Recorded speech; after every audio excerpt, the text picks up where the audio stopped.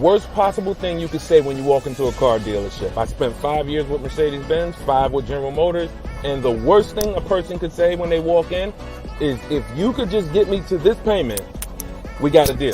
So your loan's probably still like 19, which means you got to pay to get out. You're upside down. It's called negative equity.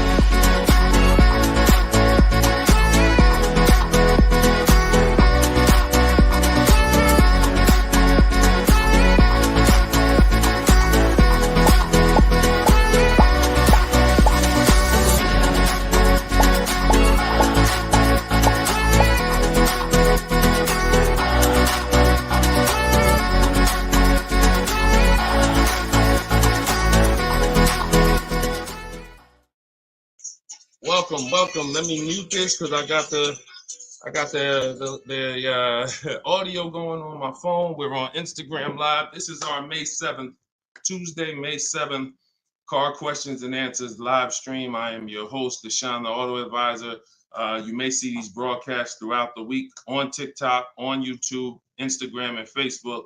But whenever you don't see the banner above me, that means you're watching one of our live shows, so you guys can start typing your questions. If you don't know me, my name is Deshone the Auto Advisor. Let's get the quick housekeeping out of the way before we start bringing in questions. I've been in the auto industry since 2006. I left in 2020 after the pandemic. Since then, we've been focused on car shopping education, teaching you how to get the low market prices on your leases, your new cars, and your used cars by bidding and looking at multiple offers, making dealers and banks bid for your business versus how you've traditionally shopped. So that is what we do. I'm also the author of the pretty much 5-star rated digital book. It's called Cars from Home, and we're currently rated 4.94, goodreads.com. Just want to get the housekeeping out the way for those of you who don't know me. For some of you who've been on the show before on the stream, welcome back. But for those of you who don't know me, this is my new digital book. It's called Cars from Home. You can get your copy for 75% off the normal price by going to my Instagram bio, the TikTok bio, or if you're on Facebook or Instagram, you can actually scan this QR code, Facebook or YouTube. You can scan the QR code, or you can go to Deshone'sBook.com. We have a link in the comments for you.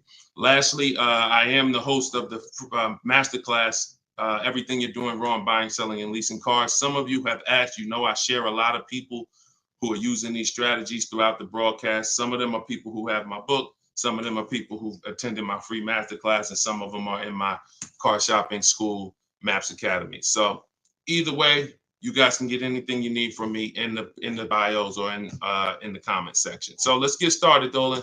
You can bring in the first question. This is May 7th. So if you're just getting on, we are live on all 4 platforms, May 7th, 12 p.m. Eastern time. And you can share this with your friends. Tyler from TikTok, how are you? How does gap insurance work on a lease? Great question. Gap insurance covers the amount that you owe if, God forbid, the vehicle is totaled or stolen and they don't find it. So let's just say the car is only worth $40,000, but the actual cash value if the vehicle gets totaled is, $35,000. So if the insurance company is only going to pay out $35,000, the gap insurance would kick in and cover the remaining gap. So now most leases include gap insurance, but you never want to assume that the lease includes gap insurance. Whenever you are getting your offers from dealers, when you're getting your offers, you always want to make sure that you ask for them to include gap insurance.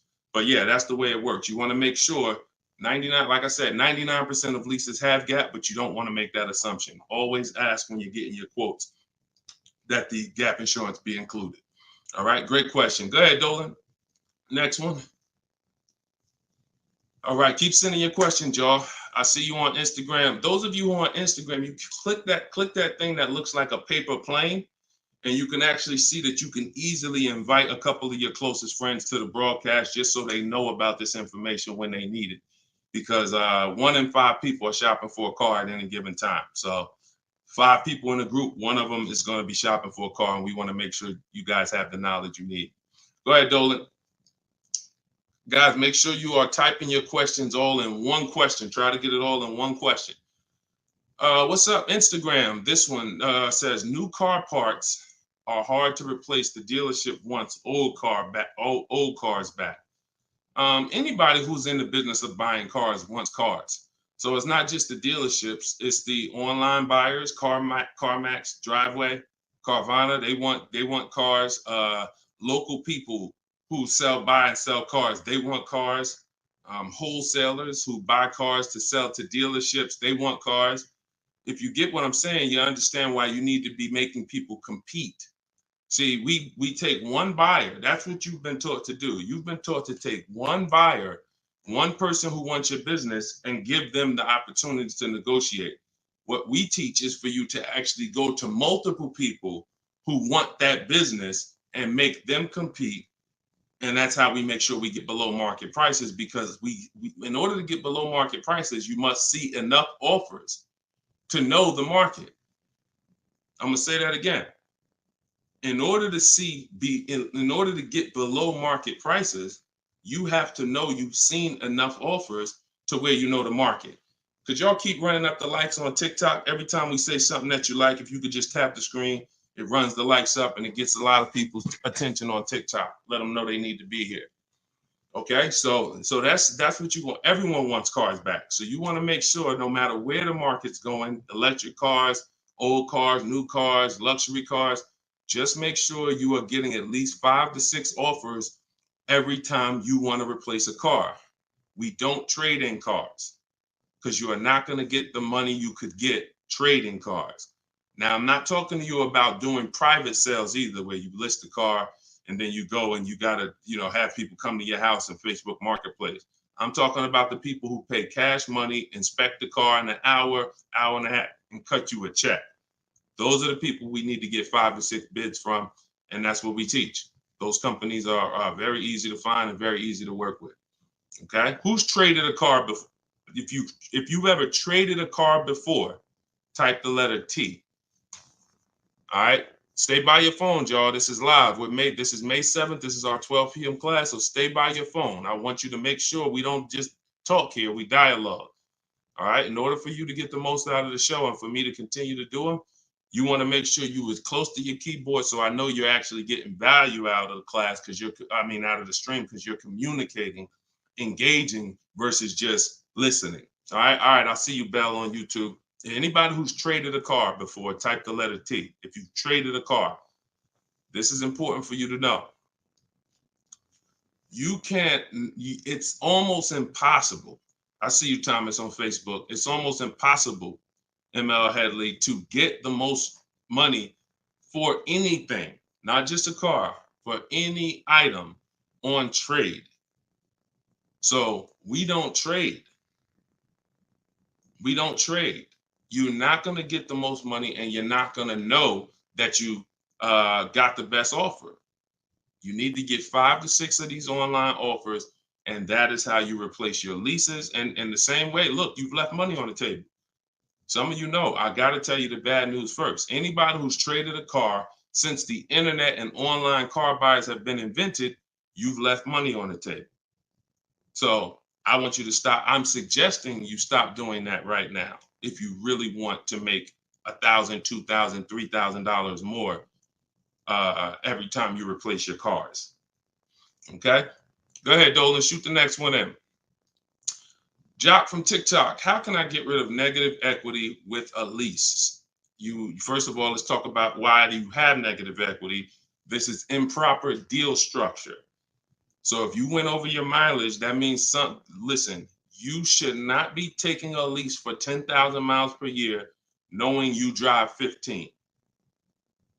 Because frankly, to go from 10,000 a year to 15,000 a year is only about $40 for most cars. $40 more a month, and you get to go from 10,000 to 15,000 miles per year. So it's no excuse that, taking less miles than you need and then having to deal with mileage penalties that you shouldn't have had in the first place. So we see. So our solution for negative equity is to always in most cases to roll it into a lease, because the cause usually for negative equity is you buy your cars. Somebody told you don't lease, you listen to them, but you don't keep your cars long enough to outlive the depreciation. So you buy your cars and you replace them, usually by trade, in a short period of time, 2, 3, 4, 5 years, 6 years, and that's too short of a period of time to replace a car because of the depreciation. But with a lease, you should not have negative equity. Negative equity is something, you have a penalty because you don't owe. Negative equity means the object you owe a loan on is not worth that. So you owe 20,000, but the car is only worth 15,000. In your case, you have agreed to drive 30,000 miles over 3 years, but you're driving 40,000 miles. You drove 40. So you need to pay that penalty in order for you to go to the next car. Okay? It should have been in your lease to begin with because you pay less for it if it's in your lease. You pay probably 15 cents a mile. Where on a penalty, you're going to pay 25 cents a mile in a lot of cases. So what you want to do is you want to consider this. Staying in the car, waiting to the end of the lease, and if whatever your mileage penalty is, rolling it over to the next car as far as work your deal out. This is what I would be doing. One, I would do an equity assessment. Before we even talk about this, you need to do an equity assessment. The equity assessment is step 2 in my process. The name of my book is Cars from Home, 7 Steps to Saving Time, Money, and Avoiding Dealership. So it takes you all the way through the journey of getting your car from home while you are at home. So the second step, which is right after we decide whether we're buying or leasing, is we must do an equity assessment. Some of you, who has a car that they're going to be replacing to get a car? Type me. If you have a car, it could be a lease or it could be you own it, but you're going to be, next time you car shop, you're going to be replacing that car. Who's in that situation? Type me. Stay by your keyboards. Let's go. We're live. This is May 7th. Wake up, people. Wake up. School me. All right, me, I see you. All right. What's up? Y'all can we run the likes up on TikTok? Can we tap the screen? Can we tap the screen if y'all gonna spend time with us on TikTok? Tap the screen. All right. Okay. Let's go. Let's go. Come on, don't play TikTok. I'll close the broadcast. All right. Y'all not paying me nothing. Okay. So I'm asking you for a tap of the screen if you want to stay on with us. All right. We could definitely go TikTok. We could go Facebook, YouTube, Instagram if y'all acting funny today. We got no problem. All right. I appreciate it. I see y'all now. I see the lights running up. All right. So if you have a car you're going to be replacing, then everybody who just said me, then the first thing, once you decide whether you're buying or leasing, is you need to do an equity assessment. So you're going to call your bank. If you don't have a bank, the car's paid for, then you can skip this step, but you're going to call your bank. You're going to find out what your payoff is. Once you find out what your payoff is, you're going to now, if you have a lease, you're going to ask them, do you have a third-party restriction? Now, once you make a note of those things, that's 4 different paths. See, I just talked to 4 different people. It's very important that y'all understand that I don't teach one size fits all car buying advice. So you got to listen closely to see, oh, is he talking to me? Oh, that's what group I fall in. So I just said, some of you are going to replace a car. You have no money you owe on it. You don't need to call your bank. Everyone else, lease or purchase or finance, you need to call the bank, and then you're going to ask for your payoff. Once you have a lease, you're going to do this next step. So some of you who don't have a lease, you don't have to do this step. Then you're going to ask, do I have a third-party restriction? And you're going to make a note of that. And you're going to put yourself into one of those 4 categories. Okay, this is broken down. This is step 2 in my book. So once you get that information, you're going to go online to CarMax, Driveway, Carvana, Kelly's Blue Book, Instant Cash Offer. Please do not come talking about what Blue Book says. Algorithms in this market mean nothing. The only thing that matters is cash offers. So you're going to go to these people to get your cash offers: CarMax, Driveway, Carvana, Kelly's Blue Book, Instant Cash Offer, Car Guru, Sell My Car, and AutoNation, Sell My Car. That's 6 offers. And once you have those offers, you will know where your equity position is. You will know if you have equity in your vehicle. You will know if you have no equity in your vehicle. If you are leasing, then there is no such thing as negative equity. Because let's say your payoff is $20,000 and your highest offer is $18,000. You don't have negative equity, you don't owe that. That just means when you go to drop off your vehicle, you can't sell it and make money. That's what that means. Now, if you have a mileage penalty like this gentleman may have, that's different. But that's separate from the equity assessment process. You need to know, what is the asset that I'm driving? What is the asset, the car that I have in my possession, worth on the market? And what do I owe on it? And is there equity there? So that is the step you do before you think about shopping and getting offers, because we break our transactions down into 3 categories. Who we buy our car from, we're getting bids. Who we get our loan from, we're getting bids. And who we sell our car to, we're getting bids. So this is very important in our process of how we get below market deals from home. Okay, so do that step, Jock, and that's what and you go from there. Everything I'm talking about is in my new digital book, Cars from Home: 7 Steps to Saving Time, Money, and Avoiding Dealers. Shoot the next question in, Dolan. Everyone who wants your copy, you can get it for 30 minutes at 75% off. It's normally $97. So everyone who's gotten this book, and we've gotten close to probably 6,000 people at this point, the book is $97. But when you go to my bio now, or my Instagram or TikTok bio, you can get your copy for 75% off, which would be $24, but it's only for 30 minutes. If you're on Facebook or YouTube, just check the comments and go to deshonsbook.com. You got 30 minutes to get your 75% off. Okay, Tyler from TikTok, rolled over $14,500 from a trade into a 36-month lease. Payment only $54 a month. Is this a good strategy? Payments only $54 a month? What do you mean by that, Tyler? $54 a month. How could the payments be $54 a month?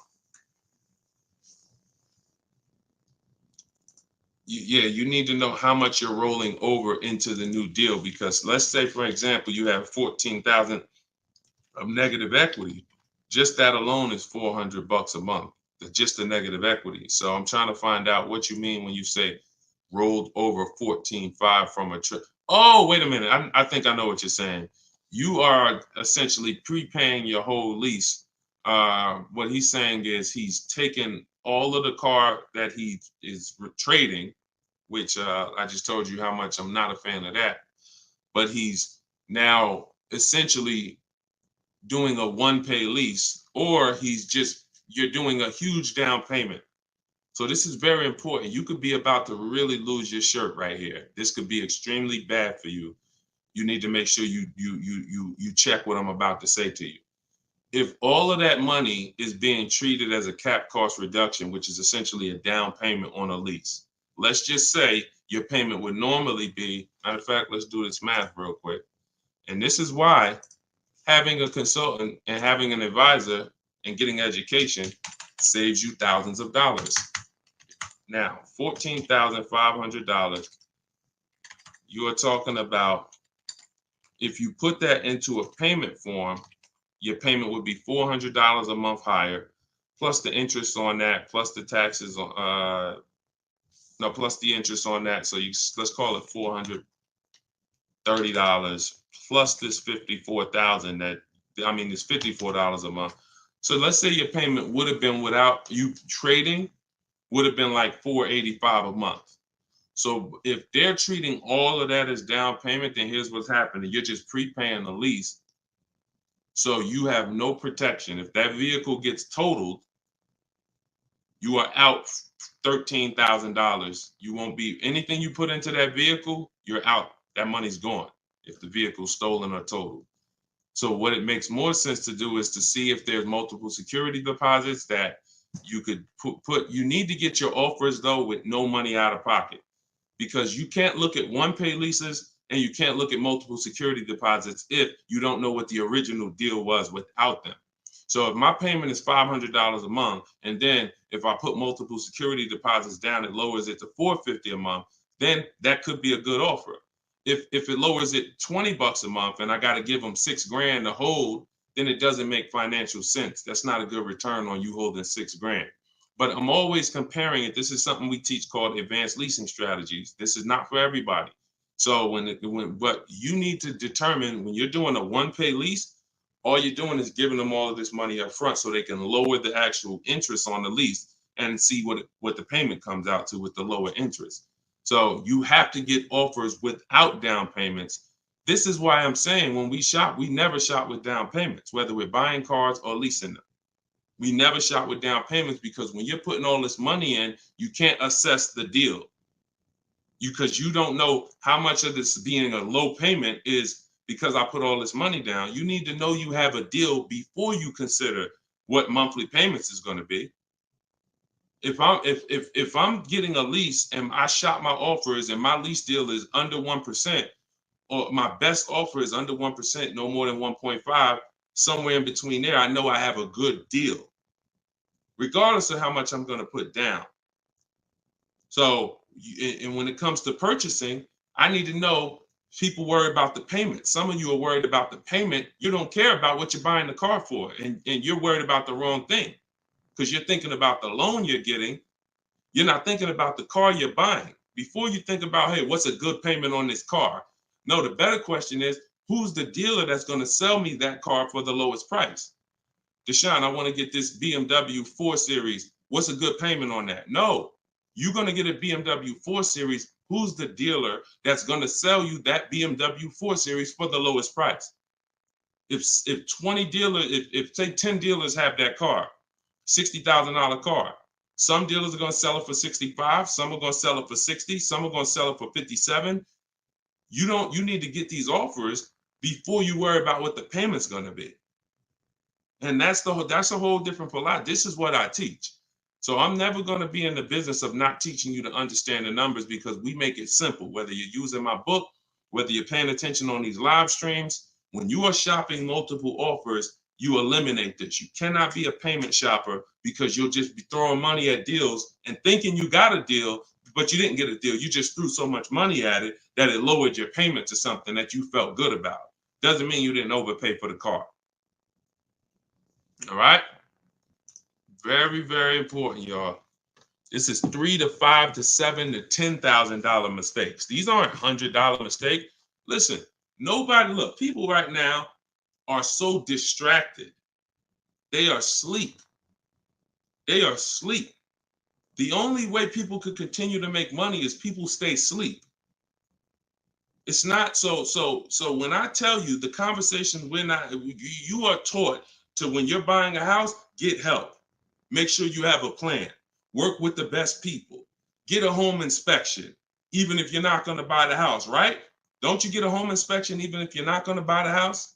Don't you risk $400, $600, $800, even if you're not going to buy the house? Why? Because you want to protect yourself from making a $20,000 to $50,000 mistake. But with cars, this is the only thing that you think, oh, I could just do this on my own. Knowing that every time you buy a car, you have a little buyer's remorse. You hope you hope you didn't overpay. You hope you didn't. So lock in. The only way you are going to win and be like these people that I show on the show all the time, like you see just a ton of people that's paying ridiculous prices, below market prices. And I got more to show y'all. Like my next show, I got like 3-4 million people that hit me with their deals they got in the last 2 weeks that I haven't even pulled in yet. Like you're not going to get these prices until you take car buying as serious as you take buying a small house. Once you start doing that, then you'll start saving 5 and 10 and 15 grand on some of these cars. Until then, you're gonna keep just moving the way they want you to move. Go ahead, Dolan.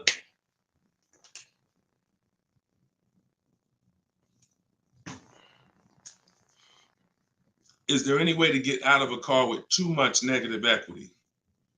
No. Negative equity is what I call a bad credit for people with good credit. You could have an 800 score. If you have too much negative equity, you're not going anywhere. So the first thing to know is what's the cause.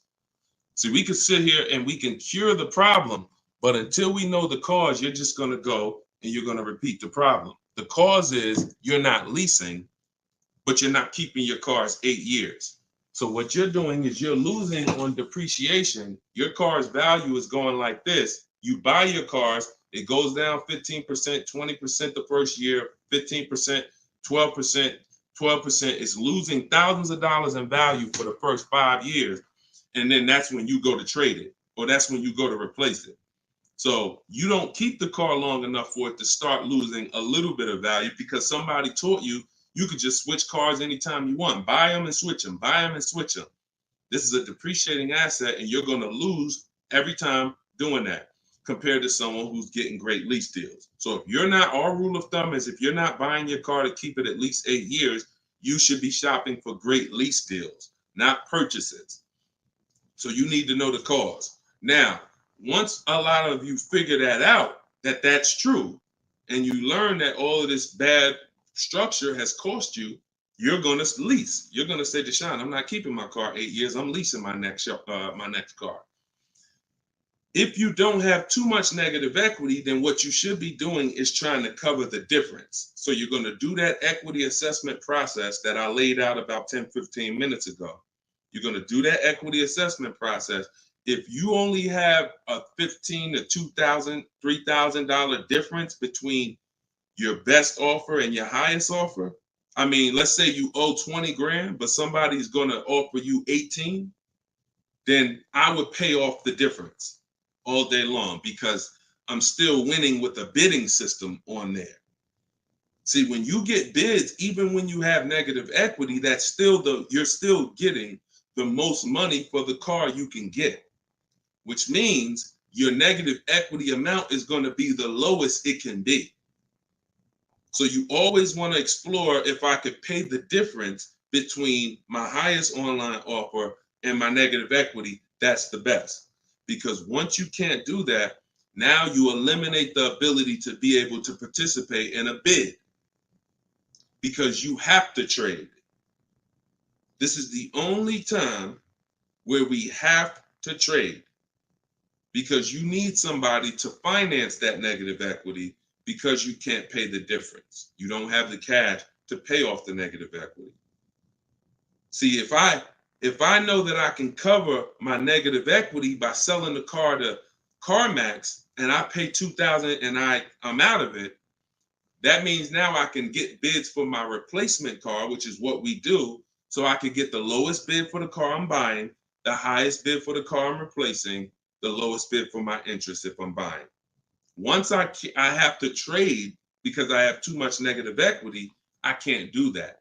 I can only get the bid for the car I'm buying, and then I have to ask that dealer to roll my negative equity into the car that I'm buying. And the problem with that is that dealer is not going to win a bid. So even though CarMax may have been offering you 18, that dealer may only be able to offer you 16.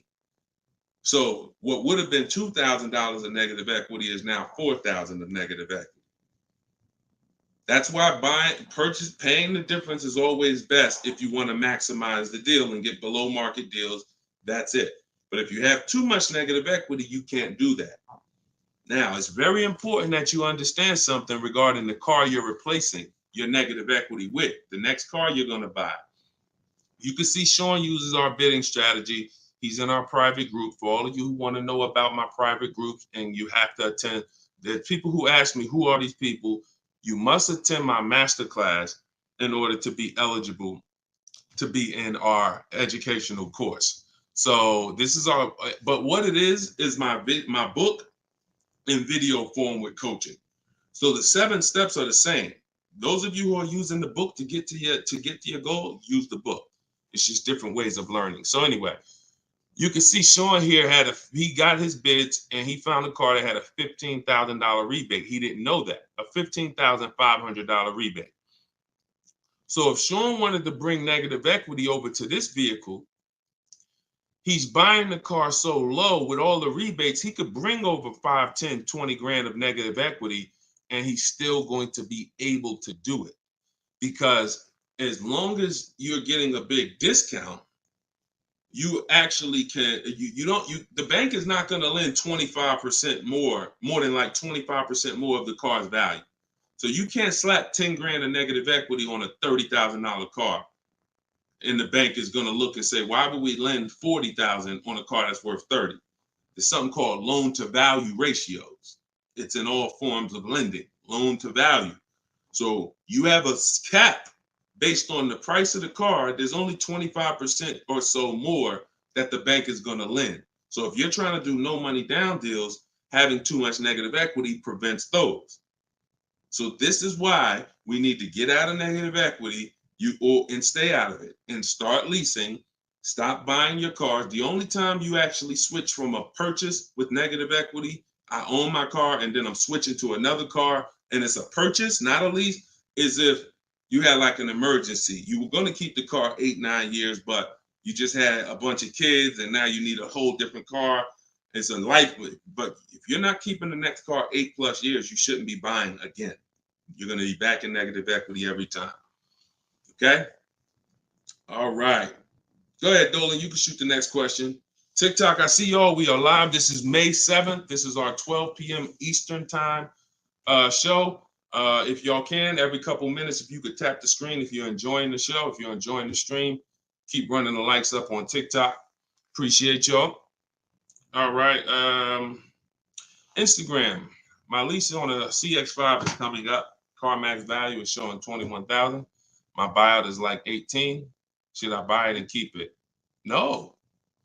Why would you go from a lease with a great, and look, I'm going to talk different on every show because I know some of you are new. Okay? Who's new here? If this is your first time ever on a live broadcast, on a live stream with us, just type the number 1 and then we'll answer the brother's question here. Who's new? All right, I see you, Khaleesi, on TikTok. I see you. If this is your first time on a stream, you've never been on Car Shopping Questions and Answers with us, type new. Okay, I see you, Matt, on Facebook. I see you, Vince, on Facebook. Melanie on YouTube. DJC Square, I see you.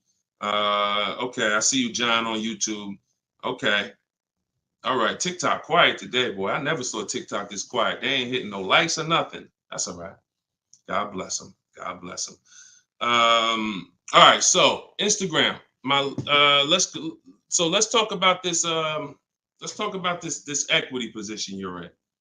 Right now, you could sell that lease and make $4,000. Why would you want to go from a lease, which is a not keeping my car 8 years? I want full warranty. I want low payments. I want to drive a lot of car for a low amount of money. Now I can shop for this new deal, get a great deal on the CX5. Just so you know, understand something. CX, look, let me show you something. This was Tiffany rode in, and Tiffany got a Mazda CX50 a couple weeks ago, not too long ago. Look at this. So let me show you just kind of what this could look like in a great world. So you understand, she got a 2024 Mazda CX90. She literally paid 44. The sticker price on it was 44,000. She used our system. She actually wrote. This is a testimonial about the book. So you can see at the top says, "I believe we got a great deal from what we learned from the rest of the book."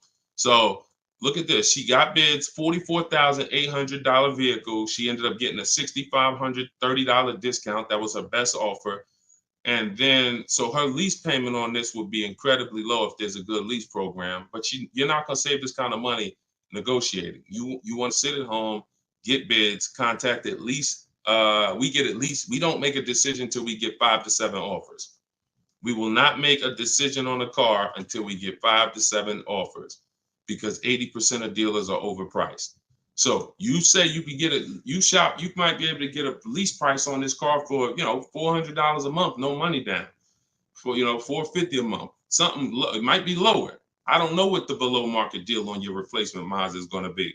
And then you could actually put that 21.4 in your pocket. So you could say, hey, the difference. So you would sell the car to CarMax for, and you would make $3,400. Just so you know, my mother sold her Mazda 2 years ago when the prices were real high, and she made $10,200. So why would I go from being able to do a deal like that, getting a new car, low payment, no money out of my pocket, put $3,400 from my old lease into my bank account? Why would I want to go from doing that to buying a used car, which is buying a 3-year-old Mazda, which is what you're suggesting when you say, should I buy it and keep it? What about that deal makes it better? If you figure this, Your buyout's 18. What's the payment on $18,000 plus taxes? 20 grand, 21 grand. What's the payment? 400 a month for 5 years. So why would I go and buy a 3-year-old used Mazda for 400 a month when I could go and I could lease a brand new Mazda for 400 a month and then turn around and again, if you're not buying this car to keep another 8 years, it makes no sense to buy a used car right now. It makes zero financial sense. Not only that, you're gonna spend the same amount of money over the years that you could have drove brand new leases for. There's no benefit. There's no benefit.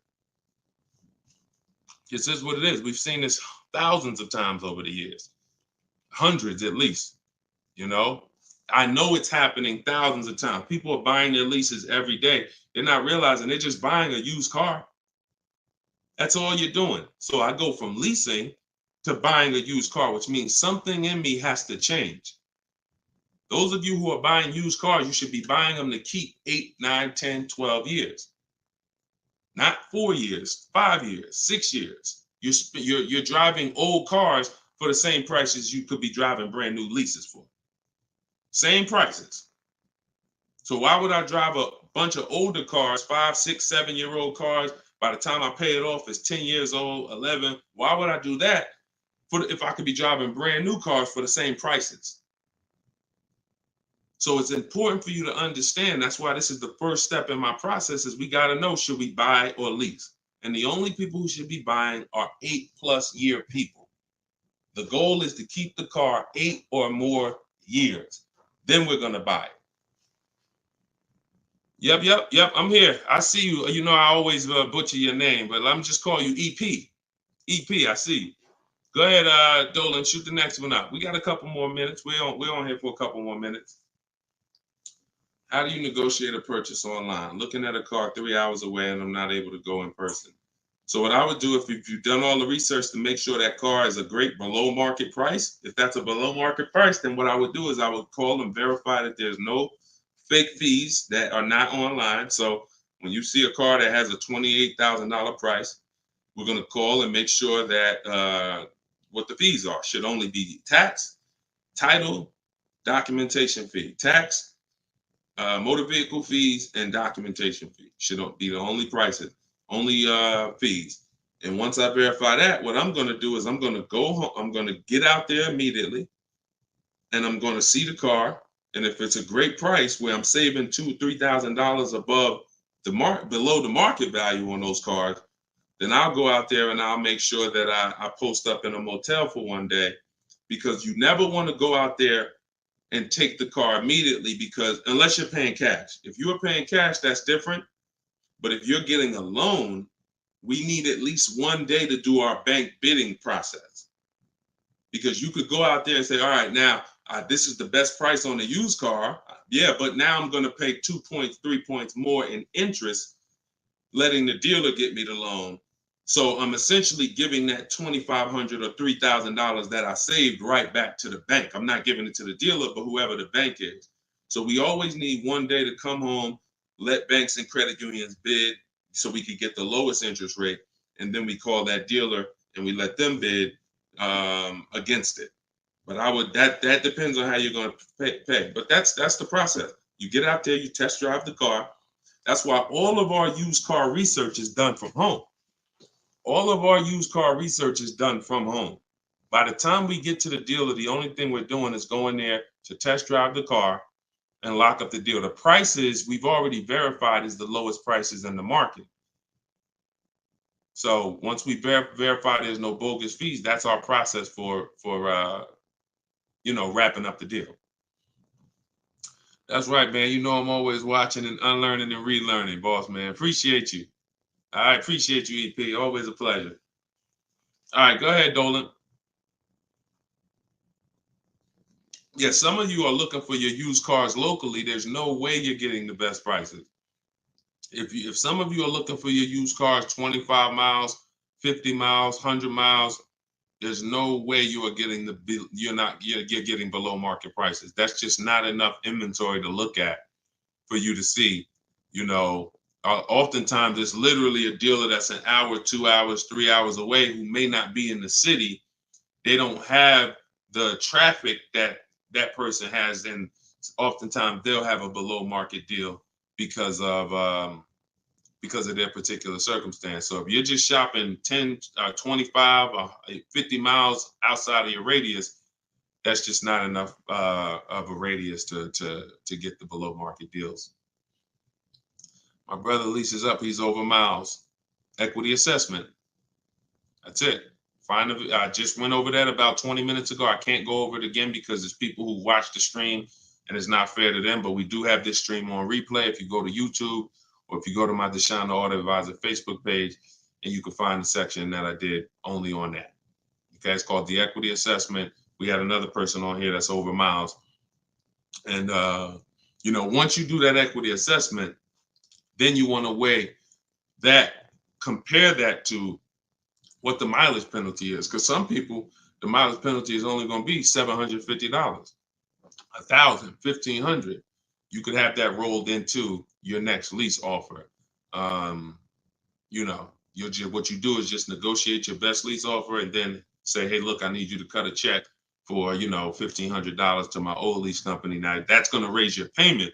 So if I got a below market deal, let's say, give you an example. Let me show you with a real life example. So, so Charles, let's say Charles, he gets his Hyundai Palisade, he gets it for $597 a month, but he has a mileage penalty of, $1,500 that he needs. This dealer who won his business, he needs them to pay that to his old lease. So they're going to cut a check for $1,500, but that payment, that $1,500 now goes into his new deal. So it's just like negative equity. It's going to raise your payment up, which is why we bid this out and we don't bring stuff over. We don't bring mileage penalties over until we have already found the dealer that we're going to buy our car from, because they've given us the biggest discount. But yeah, that's what you would do. And whatever the mileage penalty is, you're adding it to your next lease. So you're paying it either way is the point. You're not getting out of a mileage penalty. It's just all about and the only way you can get out of it is if you sell the car. So that is how you get out of it. Because when I sold my Jeep Grand Cherokee lease, I was over miles by probably, I think I had 42,000 miles on it, and I contracted for like 39. But that's because I extended the lease. And when I extended the lease, I was doing more driving, and I just said, I knew I had so much equity in the car, because again, that's when cars were worth literally $7,000 to $12,000 more all through the pandemic. 2020, 2021, 2022, we had people cashing out, making $8,000, $10,000, $12,000. Some of you might have saw some of our videos and used what we were teaching there. So once you do that, that's the only way you get out of a mileage penalty is you sell the vehicle, and then it's all whole. But if you're not doing that, that mileage penalty is going to be paid. It's just what I just told you is a way to get the deal done without having to pay the mileage penalty out of your pocket. You're rolling it into your next deal. All right, go ahead, Dolan. All right, y'all, this is our Tuesday 12 p.m. stream. We're on here for a few more minutes. Keep your questions coming. Try to get to as many as we can. Everything I'm teaching y'all, if you guys do not want to remember this, if you're like, Deshone, I want something where I can see step-by-step your plan, you want to go to deshonesbook.com. We got the banner on the screen. If you're watching us on TV, you can scan the QR code with your phone, and you can get my new book. It's a digital book called Cars from Home, 7 Steps to Saving Time, Money, and Avoiding Dealerships for 75% off. So you'll get it for $24. You won't pay the normal $97, but it's only for 30 minutes, okay? After 30 minutes, it's normal price. You guys that are on TikTok, you can get yours in my TikTok bio. There's a website there, as well as an Instagram, my Instagram bio. All right, get your 75% off if you don't want to get it, if you don't want to remember any of this. All right, so Guitar Jams, YouTube, what's the best price to negotiate over sticker price? For example, a car is a $26,000 sticker, but I'm only wanting to put $27,000 in cash. Is $1,000 difference enough to avoid all BS fees? See, that's a problem. See, let me show you how you're actually hurting yourself by doing this. You're not getting bids. You're not getting multiple offers. If you're looking at a new car like this, a $44,000 car, You go in and you assume what a good deal is going to be. We never assume what a good deal is going to be. We have to reveal what a good deal is by getting multiple offers from home. So we sit at home. In my way, we use the computer and we're going online and we're going to dealers' websites. I have scripts in my book. So all you're doing is copying, pasting my scripts to use this. Now, if you're doing it your way, you just want to make sure your goal, you could do it by phone. I don't care how you do it, but your goal is to get 5 offers, because until you get 5 offers on these new cars and on these leases, you're not going to ever know what the best deal really is, because 80% of dealers are overpriced. So when you look at something like this, if you said, okay, $44,820 car, like the one I got on the screen, if you went in there saying, well, I only want to pay $46,000 all in, look at what she paid. She paid net $40,300. Look, this was her base price. She got $38,289. Her net price was $40,300. So if you would have went in here on this car saying, well, it's 44, look, I'll give you 46,000 all in, you would literally have overpaid more than Tiffany by $6,000. Let that sink in. You can't go in feeling for the bottom, brother. You will certainly get somebody will take a vacation on you. Their commission they're gonna make, well, that's probably an $8,000 profit deal to the dealer, $6,000 profit to $8,000 profit, and somebody's getting a $1,500 commission on you because you just went in. Oh, let me guess what I think a good price is going to be. Not knowing if there's any rebates on the car, not knowing anything about it. I'm just going to guess. Look, what if Sean would have went in? Look, what if Sean would have went in talking about, this truck is $73,000. I'm gonna offer them $73,000, but they gotta include all the tax, all the fees. I'll give you the asking price, but you gotta include all the tax and fees in. Look, he ended up getting with bids $57,000. He would have overpaid by $20,000, $15,000.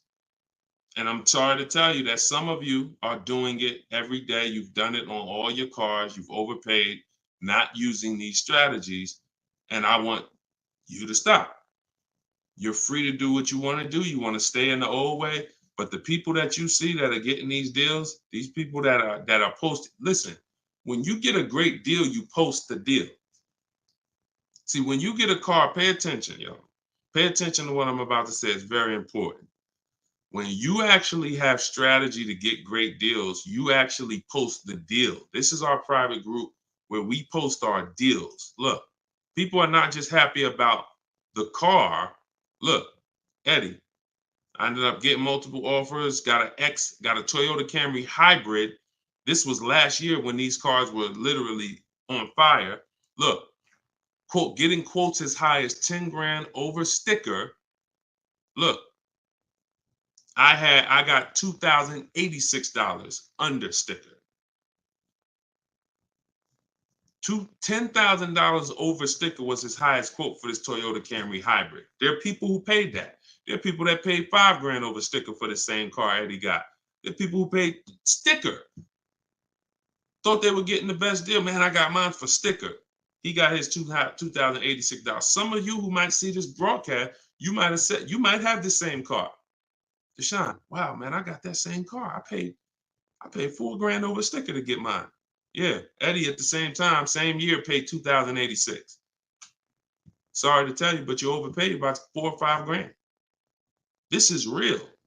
We're not sitting up here doing this talking about hundreds. There's nothing y'all hear me talk about in these streams that had hundreds of dollars. And frankly, unless you are rich, you can't afford to lose $2,000, $3,000, $4,000 every time you buy a car. You can't afford it. This is where you're losing. So what I would tell you, Guitar Jams, is do what I just said over the last 10 minutes. Get bids. If you want the system for doing it, that's in my book. If you want to do it your way, I don't care how you do it. Just get at least 5 to 7 offers so that you can see where the best offer truly is. 8 out of 10 dealers are overpriced, and you don't know how bad they're overpriced until you get all your offers. 10 grand overpriced, 5 grand overpriced. All right. Go ahead, Dolan. Shoot the next one in. Great question, though. Can you get a deal when you build your own car? Absolutely, Sherry, but you want to get those offers before you agree to buy something from anybody. So if I'm ordering a car, I'm getting 5 offers, 10 offers. I'm getting 5 to 7 offers, not 10 offers. See, in my book, I have a process called the 25 to 5, where we connect with 25 dealers online in 20 minutes. And our goal is to get 5 to 7 offers in 48 hours.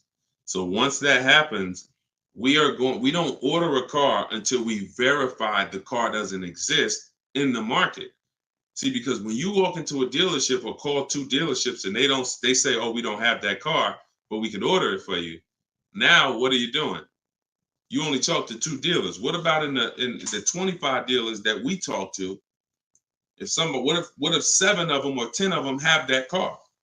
So you just talked to 2. Now they got you ordering a car. We don't order until we talk to these 25 dealers online and they tell us, hey, nobody has it, or it's only 2 out there, then we might order. But that car could be sitting right around the corner from you, or 30 minutes away from you. People could have 5 of them. An hour away from you, people got 3 more of them. But because you're just local, you think, oh, I need to order this. We don't order until all of those dealers tell us we don't have that car. And then when we send out our order request, we're getting quotes from all those dealers. So we're getting probably at least 10 offers. When we go to order, we're probably getting 10 offers because all of those dealers we've already been talking to. And any of them could order us a car. I had a young lady 2 years ago, no, last year, the new BMW came out, the new BMW X4M, and she got quotes. And to order, nobody wanted to give her below sticker price. Some were higher than sticker. The person who won the bid was giving her $3,000 below sticker. But the car had a bad lease program though, so she ended up not getting it. But $3,000 below sticker. If she was purchasing that car, that would have been a ridiculous deal. Brand new BMW, new body style, $3,000 below sticker. But that's bids.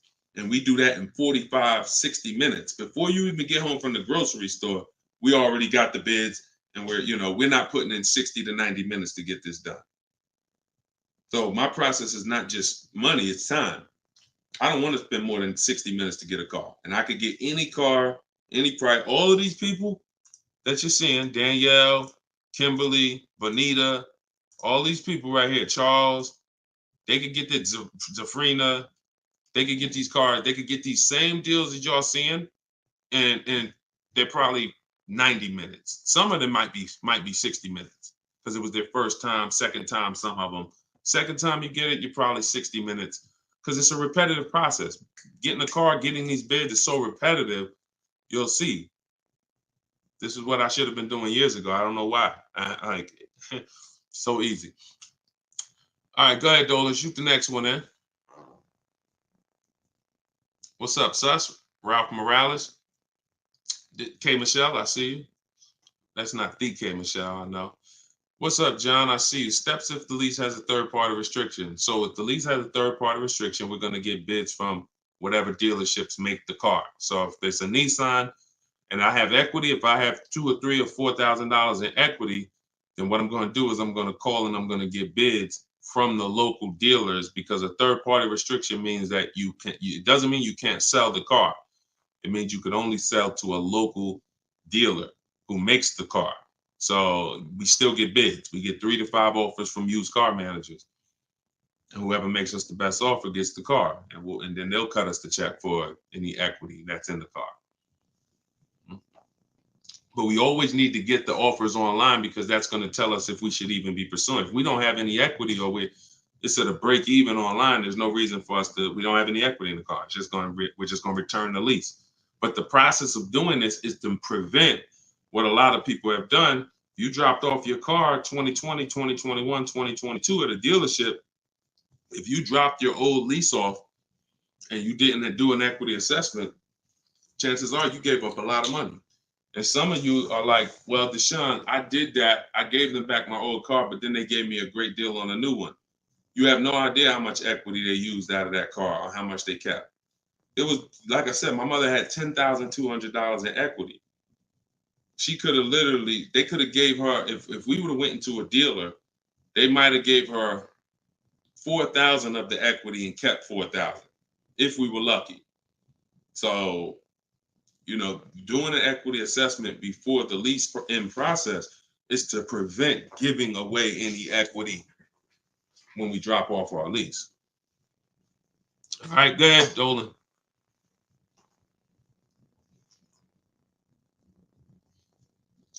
This is our Tuesday, May 7th live show, 12 p.m. If you don't see the banner above me, that means we're live. So you can type your question. Dolan will bring them in. We got another couple minutes. Hey, Deshone, currently in talks with dealers for a good offer. Thanks for all your help. Great. I feel empowered and confident I'll get the best price. Get the book, everybody. Stop leaving money on the table. Thank you, Nico Smooth. See, it's empowerment. It's the only way to feel empowered. You are not going to feel empowered going and negotiating with a car salesman. Anytime you're working with us, it's already set up for you to leave not able to guarantee you got the best deal. Nico Smooth, he's going to guarantee it. I don't know if that's a woman or man, but they're going to guarantee it because they're getting offers. They're getting offers. If you went in, if you had to buy a 100-inch TV and you just went out right now in the first store you found that had one, you just paid it. Or you looked and said, man, I think that's a good price. 100-inch, man, that's only, $900. I feel like that's a great price. Meanwhile, you didn't look on Amazon. Amazon had a better brand for, $200, $300 less. Or Amazon had the same brand, or Walmart had a better brand for $300 less, or Best Buy. These are the same principles. It's impossible for you to go into a car dealership and get a good deal and you don't know the market. The market you only know through getting offers. Once you get the offers, you see what the best market prices are and you pick the lowest one. That's how you get the below market offer. So I'm glad, Nico. Enjoy, and definitely send us your success story. Just like Tiffany did, email me your success story when you get that offer and you close that deal out.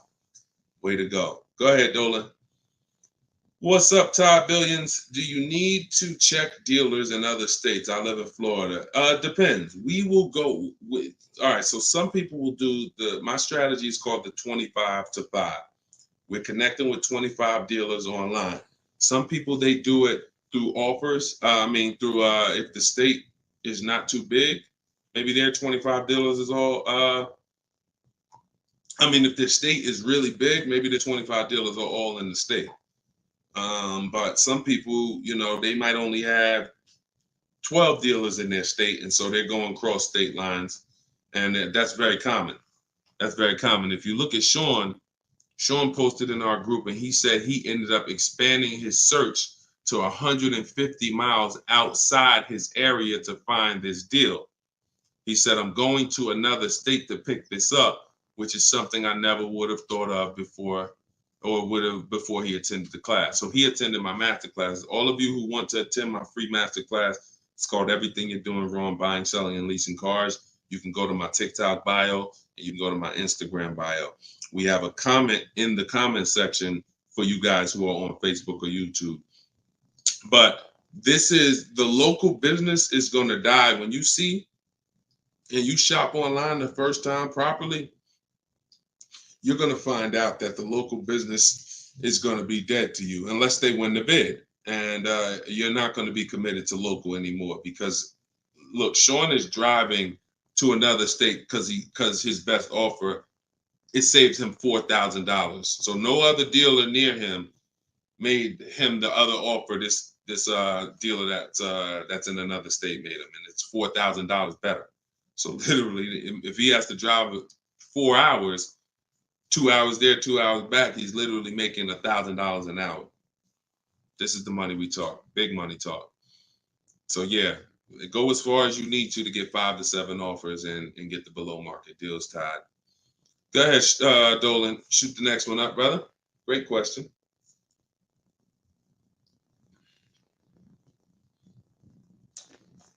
This is Charles Harris on YouTube. How are you? Hey, Deshone, why you don't have PayPal for a payment method? Um, that's a great question. We've used PayPal probably twice since we started our company in 2021. We just found that Stripe was a better company to work with for the business. We do have, I believe we have Klarna. So for those of you who are familiar with Klarna, they'll let you break up the payments interest free.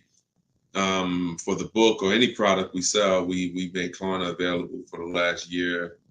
But PayPal is just a little different to work with. We've enjoyed working with Stripe. So hope that helps. Go ahead, Dolan. Right, we just hit the hour mark. Got a couple more. We'll try to take a couple more before we wrap. Lenice from Instagram. By the way, everybody, if you just jumped on, this is our Tuesday, May 7th, rather, 12 p.m. live. So we are live. So feel free to ask your questions. If you don't see the banner above me, then that means we're live and you can type your questions. Is purchasing a car from Enterprise Car Sales a good idea? If in order for me, when we're shopping for used cars, like I have this used Infinity truck. We got it a year ago. It was 2020, so it was 3 years old. When we found that car, when I narrow it down to my top 3 to 5 used car options, they have the best title histories, the best service records, the best accident records. They're the best price in the market. They're below market. And then I verify what the brand new price was, because you can't know a car is great until you know the new car price. Because if a car was 50,000 and they're asking 30, that's different than a car that was 55,000 and they're asking 30. The $55,000 one has more value, has more equipment, more options, so it's a better value. So it's impossible to get a great deal on a used car without knowing what the original price was. So you might have picked a car that's, this one is 30,000, but again, the original price was 50. Meaning, while another one might be 31,000, it's $1,000 more, but the original price was 55 or 57. So you got to know what was in the new car price to be able to compare when we're getting. So if I narrowed it down and that Enterprise car was in that bunch, I'm not opposed to it as long as it has great service records, great accident history, great title records. But the title is going to show as a rental. So when I say great title history, you got frame damage, you got salvage titles, you got rebuilt titles, cars that have been totaled, rebuilt. You have different forms of title: personal lease, personal vehicle, corporate lease. These are all different categories of title. So if you get one that has a rental, then that price needs to be considerably less than the other cars on my list. That's the only way I would look at it. Great service records, great accident records, and then compared to the other cars in my bunch, it's got to be $2,000 less than them. 1,500, 2,000 less. So that's the only time I consider it. Go ahead, Dolan. Now, the way we shop for new cars and leases in my book, and the way I teach, is the 25 to 5 strategy. That's when we're connecting with 25 dealers online to get 5 offers, 5 to 7 offers, 25 to 5. When we shop for used cars, we're using my multiple marketplace strategy. So we're going on every marketplace that has used cars, 8 of them: CarMax, Carvana, Driveway, eBay Motors, Car Gurus, Cars.com, Carfax.com, Autotrader.com. We're going on all 8 marketplaces because these marketplaces have different prices, different inventory, and that's how we shop it, and we narrow it down from there. All right, Fo from TikTok. Best way to trade a vehicle and not be upside down. We already had 2 questions about negative equity. So what you want to do, Fo, is either go to YouTube and go to Facebook. The replays are there once we end the show. Just find somebody who had that same question. Somebody asked about replacing the car that they had negative equity on. Upside down, negative equity, same thing. Just 2 different terms. Go ahead, Dolan. Everybody getting value out of the show. If you're getting value out of the stream, type $signs, type a $sign. If you're getting value out of the stream, type a $sign. All right, everybody getting value? All right, I see you. Perfect. Good. Good. I see you, John. I see you, Tracy. All right, I see you, Sterling. Yep. I see you, Charlene. I see you, EP. Perfect. Glad everybody's getting value. Charlene said, thanks for the education. I just finished the first read of your book. Now I will start the process to buy a new car following the 7 steps. Congratulations, Charlene. Way to go. Now, some people choose to go the book step by step. So the last step that Charlene just said, step 7 is delivery. So you're not really getting, some people do this. And I can't, it depends on how you learn. The book is set up in a way where everything I teach is set up in a way when y'all hear 7 steps, it's set up where if we talked on the phone, I would be saying, do this first, call me back. Do this second, call me back. Do this third. And then by the time we get to step 7, we're setting up for delivery or the pickup of the car. So some people never read the whole book. They just do 1 step at a time and they never see step 7, me congratulating them for delivery until they are at that step. Some people read the book straight through and then come back and do the steps. So whichever way you decide is up to you. The quickest way to your car, the quickest way is to just do 1 step at a time and then not read forward until you get to that step. But everyone learns different, and everybody, that's just if you want the quickest way, you want to get a car in literally 48 hours, don't read the whole book. Read 1 action step at a time, cross it off the list, and get it done. And then you'll have your car in 48, 72 hours. Okay, go ahead, Dolan. TikTok, using your book, all of these lease prices I received are too high, over 1.5%. Next step. Well, as I mentioned, once you get 5 to 7 offers, that means that car has a bad lease program. Not the brand, the car. So that Jaguar has several cars. That particular one, and it could be that trim level, has a bad lease program, in which case I always say with leases, we want to have at least 2 to 3 options, because we cannot control the lease program. So whatever the dealer was, so if you see a 1.5% lease, 1.6, 1.7, 1.8, 1.9, then that 1.6, that dealer's beating everyone else. They're selling you the car less than everyone else. But if they're at 1.6, then that means their lease program is bad. That's why we always get 5 to 7 offers. If they're all over 1.5, that means the lease program is bad. And we do not lease cars with bad leasing programs. We go to our next choice, because you'll see, literally, it's day and night. A $60,000 car could have one lease price of $900, and then you have a $65,000 car like Frena got, $65,000 vehicle. She paying $579 a month. 2024 Jeep Grand Cherokee. Got it a little while back. So this is, lease programs make the difference. What we do is use bids to get the lowest price on the cars. We're gonna always get that. But once we can't control the lease program. So we always have 3 options. With purchasing, we don't need 3 options, because once we get our bids, we're gonna just find a dealer that's gonna be the lowest. Nothing else matters. We don't need to worry about a lease program. Go ahead, Dolan.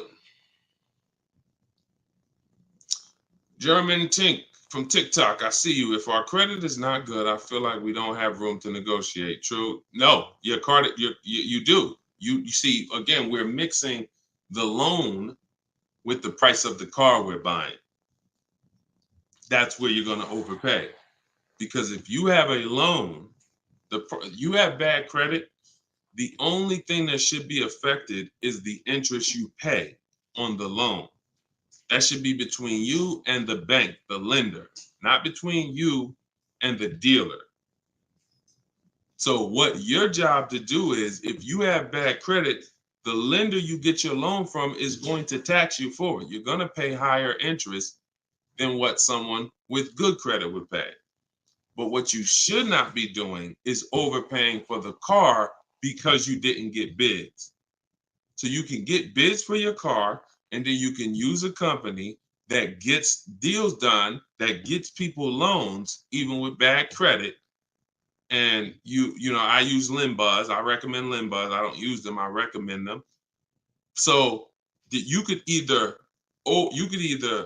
pay a high interest rate and get a great price on the car, or you could do what most people do: get a bad price on the car and pay a high interest rate because they're going and they're shopping desperately. So in my process, we would get with Limbuzz, get our pre-approval with Limbuzz, and then we would go and we would shop and get bids to make sure we're finding the lowest price on the car. See, once you learn what we're doing and you start doing what I'm telling you, using what we're talking about here, you're going to see the car price is independent from the loan. You've been taught to focus on the loan, which is how much my monthly payment is going to be. Oh, am I going to not be able to negotiate? The car's price we're negotiating has nothing to do with the loan we're going to use to buy it. Okay? So everything that I taught from today, guys, is in my book. It's my new digital book. It's called Cars from Home. You saw it if you were here earlier. We're rated 4.94 on Goodreads.com. Thank you to everyone who's reviewed the book and gave us 5-star reviews. You can get your copy in my TikTok bio for 75% off. That's $24. It'll be in your email in 2-3 minutes, in my Instagram bio. But don't let that timer run out, because then the price does go back up to $97. You can get yours for 30 minutes. And the same thing online here on YouTube, Facebook. We have the banner here. You can scan this QR code with your phone if you're watching us on TV. And this is what we do, y'all. We do these shows throughout the day. You can see on what time we'll be live.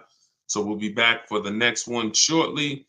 And make sure when you see us, you hop on and ask your questions, all right? But let's go get these deals. Shout out to everybody who's committed to unlearning and relearning. In order for you to win with what we just talked about, you have to unlearn the way you were taught to car shop. You have to unlearn that and relearn the new way. All right? God bless y'all. Enjoy the rest of your day. See you soon.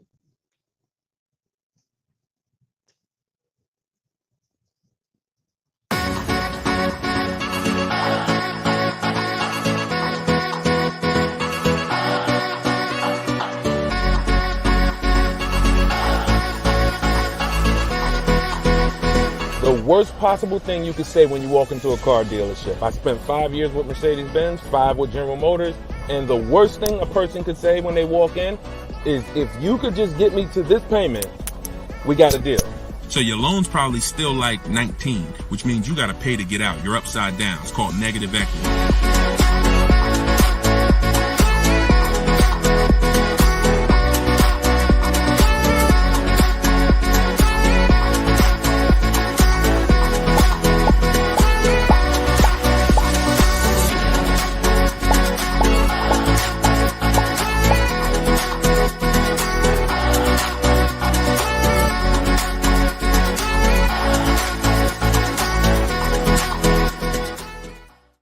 Next 12 months, if you are car shopping now, or in the next 12 months, I want you to type a 1 in the chat as you come in. My name is Deshone the Auto Advisor. I do these live streams throughout the week to answer questions when it comes to car buying the new way. We've been doing this, helping people really since 2021 through education. And so we teach an entirely new way to car shop, a way that has worked for thousands of people before you. And I do these live streams so that you can ask your car shopping questions, and we can try to get you the answers that you need to help you get below market prices, which is the only thing we settle for. So thank you to the people who are tapping the screen on TikTok, running up the likes. I appreciate it. We have Dolan moderating in the back, so you guys can start typing your questions. Everything I'll be talking about is out of my new digital book. It's called Cars from Home, 7 Steps to Saving Time, Money, and Avoiding Dealerships. Thank you to all who have reviewed the book on Goodreads, putting the review page up now. Thank you for helping us have pretty much a 5-star rating. And everyone, as you're watching this, you can get your copy. If you like what you're hearing, if you like this new way that you're going to hear on these streams of how to car shop, you can get your copy of my digital book for 75% off in my TikTok bio, my Instagram bio, or we have a banner up for you guys. Or you can go to deshonsbook.com. So no matter where you're at, that's your special offer. All right. So Dolan, you can bring the first question in. I see you, Paper Chaser. Welcome to the broadcast. I see you, Benjamin, on TikTok. I see you. First time people. Welcome to all the first time people. If you your first time here, type of 1. Mario Soto, I see you on YouTube. Welcome. This is Chris on Facebook. Hey, Deshone, are dealerships willing to order a car for you if they don't have a car with the options you want? Everyone is usually willing to order a car because every dealer can order. But you want to make sure whenever you're getting an order quote, you're getting at least 5 offers. 80% of dealers are overpriced. So you want to make sure you're always getting on a brand new car 5 offers. And then you'll see how different they are. I had somebody who, I think we're on episode 17. This is episode 17 of Car Shopping Questions and Answers. So on last episode, I spoke about a young lady who ordered a BMW when it first came out last year, the new body style new body style X4. And through bids, she saw multiple offers. Most dealers were charging her $2,000 over sticker price. But once she got her 5 offers, at least 5, she probably got set 5 to 7. Her best offer was $3,000 below sticker. So I always say when you're shopping the right way, it should be a $3,000 to $5,000 to sometimes $7,000 difference between your best offer, which is the below market offer, and your highest offer, which is, the highest of all the other offers. So that's when you know you're shopping correctly. So make sure when you're ordering, you're following that model so you can make sure you're getting your best price. And you do this right from home. You could do it by phone, or you could do it my way, which is using the dealer's computer, the dealer's websites. We do copy and paste models to get quotes directly with dealers, speaking with them on their website. So as long as you do it, that's all that matters. All right, great question. Shoot the next one up, Dolan. Let me open up my phone on Instagram. My phone battery is low, but hope. Okay. Yes, everybody. This is our Tuesday, 7 p.m. live stream. So this is live. Whenever you guys don't see the banner above me, then that means we're absolutely live, and you can ask your questions. We rebroadcast these streams all through the day, so you can send your friends, family to them. But whenever you don't see the banner above me, that means we're actually live, so you can ask questions. Okay, go ahead, Dolan. This is from TikTok. I need a new truck. Any advice? Or the first thing, all right, I'm getting ready to tell you the first thing you think about when you are in your position. And this is the first thing that all of you should have thought about. If you haven't thought about this yet, you've already skipped something that is very important. The first step in my process is always to ask ourselves the most important question. Does anybody know? I know we may have a lot of new people on here, but does anybody know what the most important question is? It's probably going to take you too long to type it. So I just want to see if anybody knows what the most important question is. I'll give you guys maybe 5 to 8 seconds to chime in some answers. Can I afford it? That's a good one, but no, that's not the most important question. That comes a little later in the process. Come on, Benjamin, Charlie. Am I keeping the car 8 years? My man, way to go right there. DM me, man. I'm gonna get you a free copy of my book because I like that. All right, that's the most important question. Just DM me on TikTok. I can't read DMs, y'all. So if you actually have DM me, 99% of the time, I'm not gonna see it because I have a team that helps me with my social media. So I'm not seeing DMs because we just get way too many throughout the day. But in your case, yeah, send me that. Yes, but that's the most important question because here's the thing. The first thing you want to think about is how long you're going to keep it because you're about to buy something that's going to go down in value. You're not going to get the most value out of it until after 7 years. That's when you're going to get the most value. Everything before that, who knows, you know, when I break these things out, I'm showing you the depreciation curve. And this is how your vehicle is losing value. So if you buy a new vehicle, it's losing value like this. If you buy a used vehicle, it may be losing value like this, but it's going down thousands of dollars every year. So until you keep the car long enough, some of you are just not keeping your cars long enough to win, because you're turning around and replacing your cars while it's still like this. You're still losing $2,000, $3,000, $5,000, $7,000 a year, depending on the price of the car, in depreciation. Now, when you keep your car long term, you're going to beat depreciation, because eventually your car starts to, like, who has a car outside right now that's at least 8 years old? Who has a car outside right now that's at least 8 years old? Type how many years old the car is. I just want to demonstrate something, because if you skip over this, you're not going to be able to get a good deal. You can forget it. I'm telling you right now, I call this the most important question. If you get this wrong, forget about getting a good deal. It's impossible. And I'm going to explain why. This is not, if some of you are new here, I don't need to hype anything up. I love math. So I make math simple. You might not love math. I love math. And I know that when it comes to cars and buying versus leasing, it's a numbers thing. It's a math thing. And I'm telling you that if you're not going to keep your car long enough for the depreciation to level out, like you can see Chris here on Facebook, he has a car 10 years. Carlos, 10 years. Tyranny on YouTube, 10 years. Okay. Yep, I see you. Kura Cindy on Instagram, 14 years. Jeff Walkus, YouTube, 15 years. Now pay very close attention to this. You'll notice that the way the amount your car is worth today, it's going to be worth almost the same thing next year.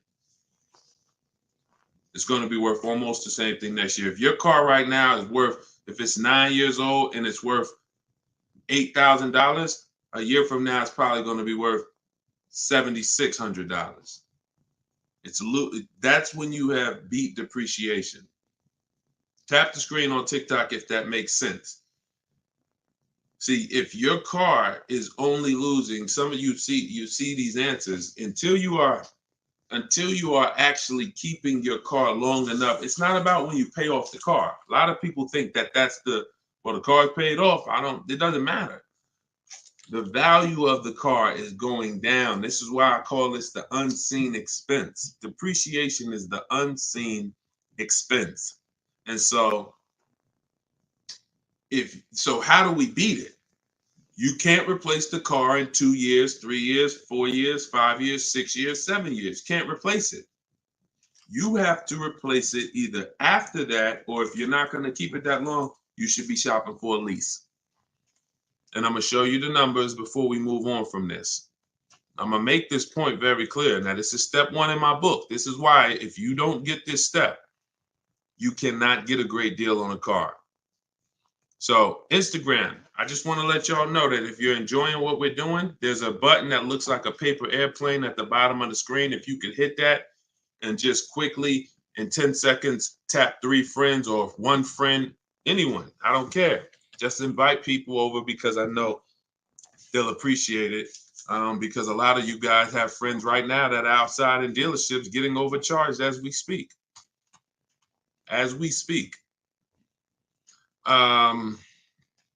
So when you look at long term, here's what you need to see. Look at this, and I'm gonna show you to end this question from TikTok, and why this is what I call the most important question. It's the first question: how many years am I keeping the car?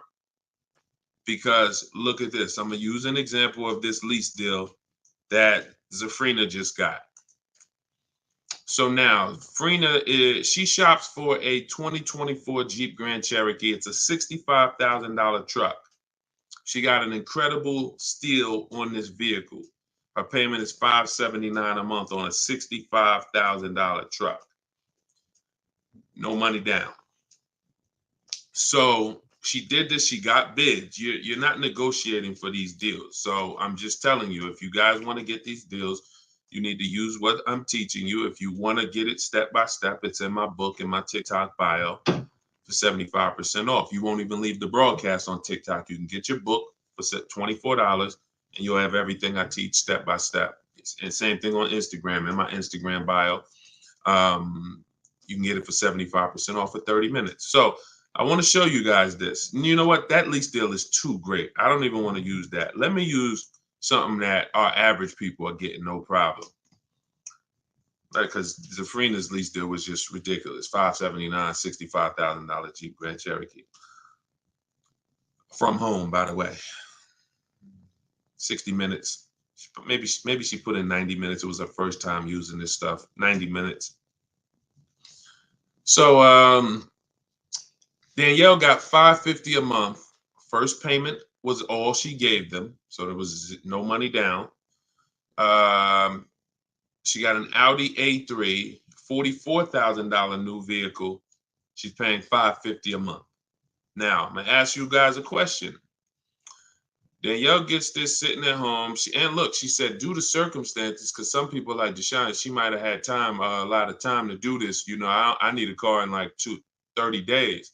But she said, due to circumstances out of my control, she posted this in our Facebook group. I had to lease something quickly.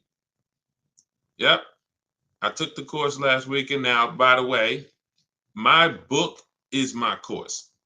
So don't think you have to get my Maps Academy to get this. My course is 7 steps in video form with coaching from me. My book is 7 steps in book form, and they're the exact same steps with the exact same scripts. So it's just how you want it. Some people like Deshone, I went with the book, like Tiffany. Other people who review, and some people do this. So it's all the same. It's just different learning. So the point is, I want to show y'all something. This is making a point here. So she got $550 a month, $44,000 car. How much is every $5,000 on a car loan, everybody? If you're looking, some of you have seen this in a video before. Every $5,000 that when you look at a car, you see it's $5,000, $10,000, $15,000, $20,000. How much is every $5,000 on a car loan monthly payment? Let's see if anybody's seen this. I'll give you guys another. Thank you, Nico Smooth. $100, perfect. Carlos Thomas, $100. Yes. So that is BG Meats. Yes, $100. Perfect. Perfect. Blooming Chosen One. Perfect. See, so this is why this is important for those of you who are going to purchase, not those of you who are going to lease. You need to know when you look at a car, if you see it and it says $20,000, you need to know that that is about $400 a month. $25,000 is about $500 a month, depending on the interest rate. Great interest rate, you could drop it a little lower. But average interest rate, that's what you need to be looking at. And you need to be, that assumes a 5-year loan. Because some people say, well, Deshone, if I take a 6-year loan, no, it'll be lower. But 6-year loans should be the max. See, that there's different ways to budget. If I budget $500 a month, and I say, well, how much car does that get me on a loan? 25 grand. Now that's for 5 years. So if I go find a car for 25 for $500 a month for 5 years, I did better than if I got a car for $500 a month for 6 years. So there's different ways to raise your budget. I have something in my book called The Perfect Budget. I created a calculator. It walks you through what I just said. See, what I just said is very important. Knowing how much you can spend if you get a 5-year loan, and then saying, all right, if necessary, I'll go with a 6-year loan and bump myself up, but I'm still below my max budget. But I'm not going $500 a month for 6 years. Can y'all tap the screen and run the likes up on TikTok? Keep running them up if y'all getting value out of what we're doing. So we're still making a very good point here, okay? I'm spending really most of this stream going deep on the first question. And I've never done this before, so we'll see if it works. If Somebody said I have a new truck, new advice, any advice? So I went right into the most important question, which is leasing versus buying. How many years am I going to keep the car? And I'm now showing you why you cannot get a great deal on a car if you buy when you should have leased. So let's wrap this up. So we can see here, Danielle got $550 a month on an Audi, no money down. Now let's take the same vehicle and let's pretend she purchased it. She didn't know about leasing versus buying. She just listened to a bunch of people, bad advice, who say never lease a car. So she goes in, she's looking for the same Audi Q3, A3. It's her dream car. Oh, I've been wanting this for a while. So excited. So how much is this going to be? I'd like to do no money down. Okay. Well, $44,000 car. Forget the taxes. Forget everything. Let's just say, forget that. Let's say they throw that in. We'll pay the tax and everything. Let's say she just finances $45,000. What's her payment? $900. Some of you who are in the math, you would like Deshone, yeah, $900. $900. So she drives out of there. She drives out of there paying $900 for the same car Danielle's paying $550 a month for. Now watch this. Let's just say, now I'm going to show you because I know what you're thinking. Deshone, please send my free book. Okay, I got you. DM me though. So I want to stay on topic here. All right, so let's just say some of you are like, well, Deshone, I got a great deal on my last car. I wouldn't pay the same price that Danielle could pay for. Let's say, what's an unbelievable deal on this $44,000 brand new Audi? How much discount? I'm gonna let y'all decide. I'm gonna show you why there is no way for you to get a great deal when you purchase when you should have leased. We're gonna kill this. Some of you are gonna be set free right now. So let's just say, what's a great price? $44,000 brand new Audi Q4 A3. What's just a ridiculous discount? How much off? Let's say like the best deal that you could ever think on a brand new car. Look, all right, it's taking you all a while to type. We're looking. What's up? Heck, none of y'all ever saved money on a car before? Some people, oh, Deshone, I didn't think we could get discounts on cars. All right, I like that. Nico Smooth, I like that. Let's say the person got $10,000 off. Okay? They got $35,000, which is essentially, let's say they got $35,000. The car is $44,000. So let's say they got $9,000 off, which is essentially 20% off the price of the car. Just brand new, nice, popular car. They catch the dealer sleeping, getting bids from home. $10,000, $9,000 off, $35,000. That's what they're getting the car for. Put your taxes on there, because now we're already being super unrealistic. We're not gonna be ridiculously. Let's just say taxes are on there. You know what? Let's just say no. How about this? Not only did she get 20% off, they paid the taxes too. So she really got like $13,000 off. We'll pay the taxes too. Just finance $35,000 even. What's her payment? The most ridiculous new car deal we could ever imagine you've ever seen, we just went over. To show you, no matter how good this is, she still is about to lose because she's purchasing and she should be leasing. Watch this. And I'm going to tell you, when the person who purchases wins, $700. Thank you, paper chasers. Lisa, $650. Those are the estimates. Where do we win at? Imagine if I just gave y'all a ridiculously unreal situation that will never ever happen, but just to illustrate, if that ever happened, 20% off the car, pay the taxes, her payment's still higher than Danielle leasing. So when does the person who buys win? When they keep the car long enough to outlive the depreciation. Very simple. 8 years. 8 years. It's no comparison.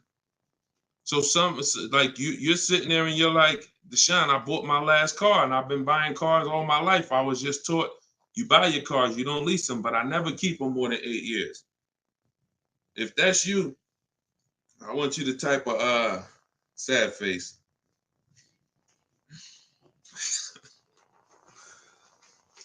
You've lost a lot of money. So what would you rather? Would you rather never hear about this, really go all your life listening to bad advice? And we might wrap this because we still got time. Before we even go back into more questions, we actually may go a little, because some of you are like, Deshone, well, what if you buy a new car, a used car? Because you just compared that to a new car. All right. So let's just go back one more time. Let's pull up Danielle's because we're on that scenario. So we already said Danielle drove out with a $550 a month lease, paid her first month's payment. Best impossible deal that'll never happen, unrealistic, made up, make-believe deal we just ran was still a higher monthly payment. So imagine with somebody who just goes in regular negotiations, maybe gets $2,000 off the list price. They're leaving paying it's people right now paying $800 a month for this car, $700 a month, easy, no money down. If they didn't put money down, some people tell you, oh, you know, well, I'm paying I got an Audi and I'm paying only $6 for it. They never tell you that they put 10 grand down. They never tell you that they put 10 grand down. They forget about that because the day they give the dealer 10 grand, they want to forget about it. So they're definitely not going to bring it up in the story. No money down deals. This is what you're doing most times when you're leasing. So let's go back. Let's say somebody decides they're going to get a good price on a used one. Let's just throw this scenario in here real quick to end this. Instead of a $44,000 brand new one, they find one for like 28. Great used car price, 44,000 new. I got one for 28, maybe 4 years old, low miles, 36,000. Great deal, below market deal. Get it for 28. 28. Throw my taxes and fees on there. I'm at 32, 31. What's my payment? 31, 600. Look what I'm buying too, because some of you that's what you think about with a used car. But I like the monthly payments. But Danielle's driving a brand new 44,000, never been titled. She's the first person to sit in this new car smell, like real new car smell. Latest and greatest options and features, full warranty. If anything breaks on the car, she's covered for 4 years. She won't lease it. She won't have the lease for more than 3 years. She's paying $550 a month. A person who's buying this same car is paying $800 a month, $900 a month. And a person who's getting a used version of this, 4 years old, 1 year left on the warranty, 3 years old, 1 year left on the warranty, and they're paying $600 a month. Everyone's paying more than her. And these are lease deals that we get all day long. Everyone's paying more than her. We can put every scenario. Only person that's not paying more than her is somebody who just drives like a 10-year-old Audi, 12-year-old Audi. They go pay cash for it, buy it from Facebook Marketplace or something like that, or people who go to the auctions and get, like a 12-year-old one. Those are the only people who could, flip cars and not lose. Everybody who's buying newer cars, is paying more than her. It's people paying $500 a month because they bought their Toyota Camry. They're paying $600. So you're paying $600. She's driving an Audi, $44,000 vehicle, no money down. You're paying $600. You're driving a Toyota Camry that you're not going to keep for more than another 2 years. Any car, replace it. Chevrolet, you could pay, Camry, Honda.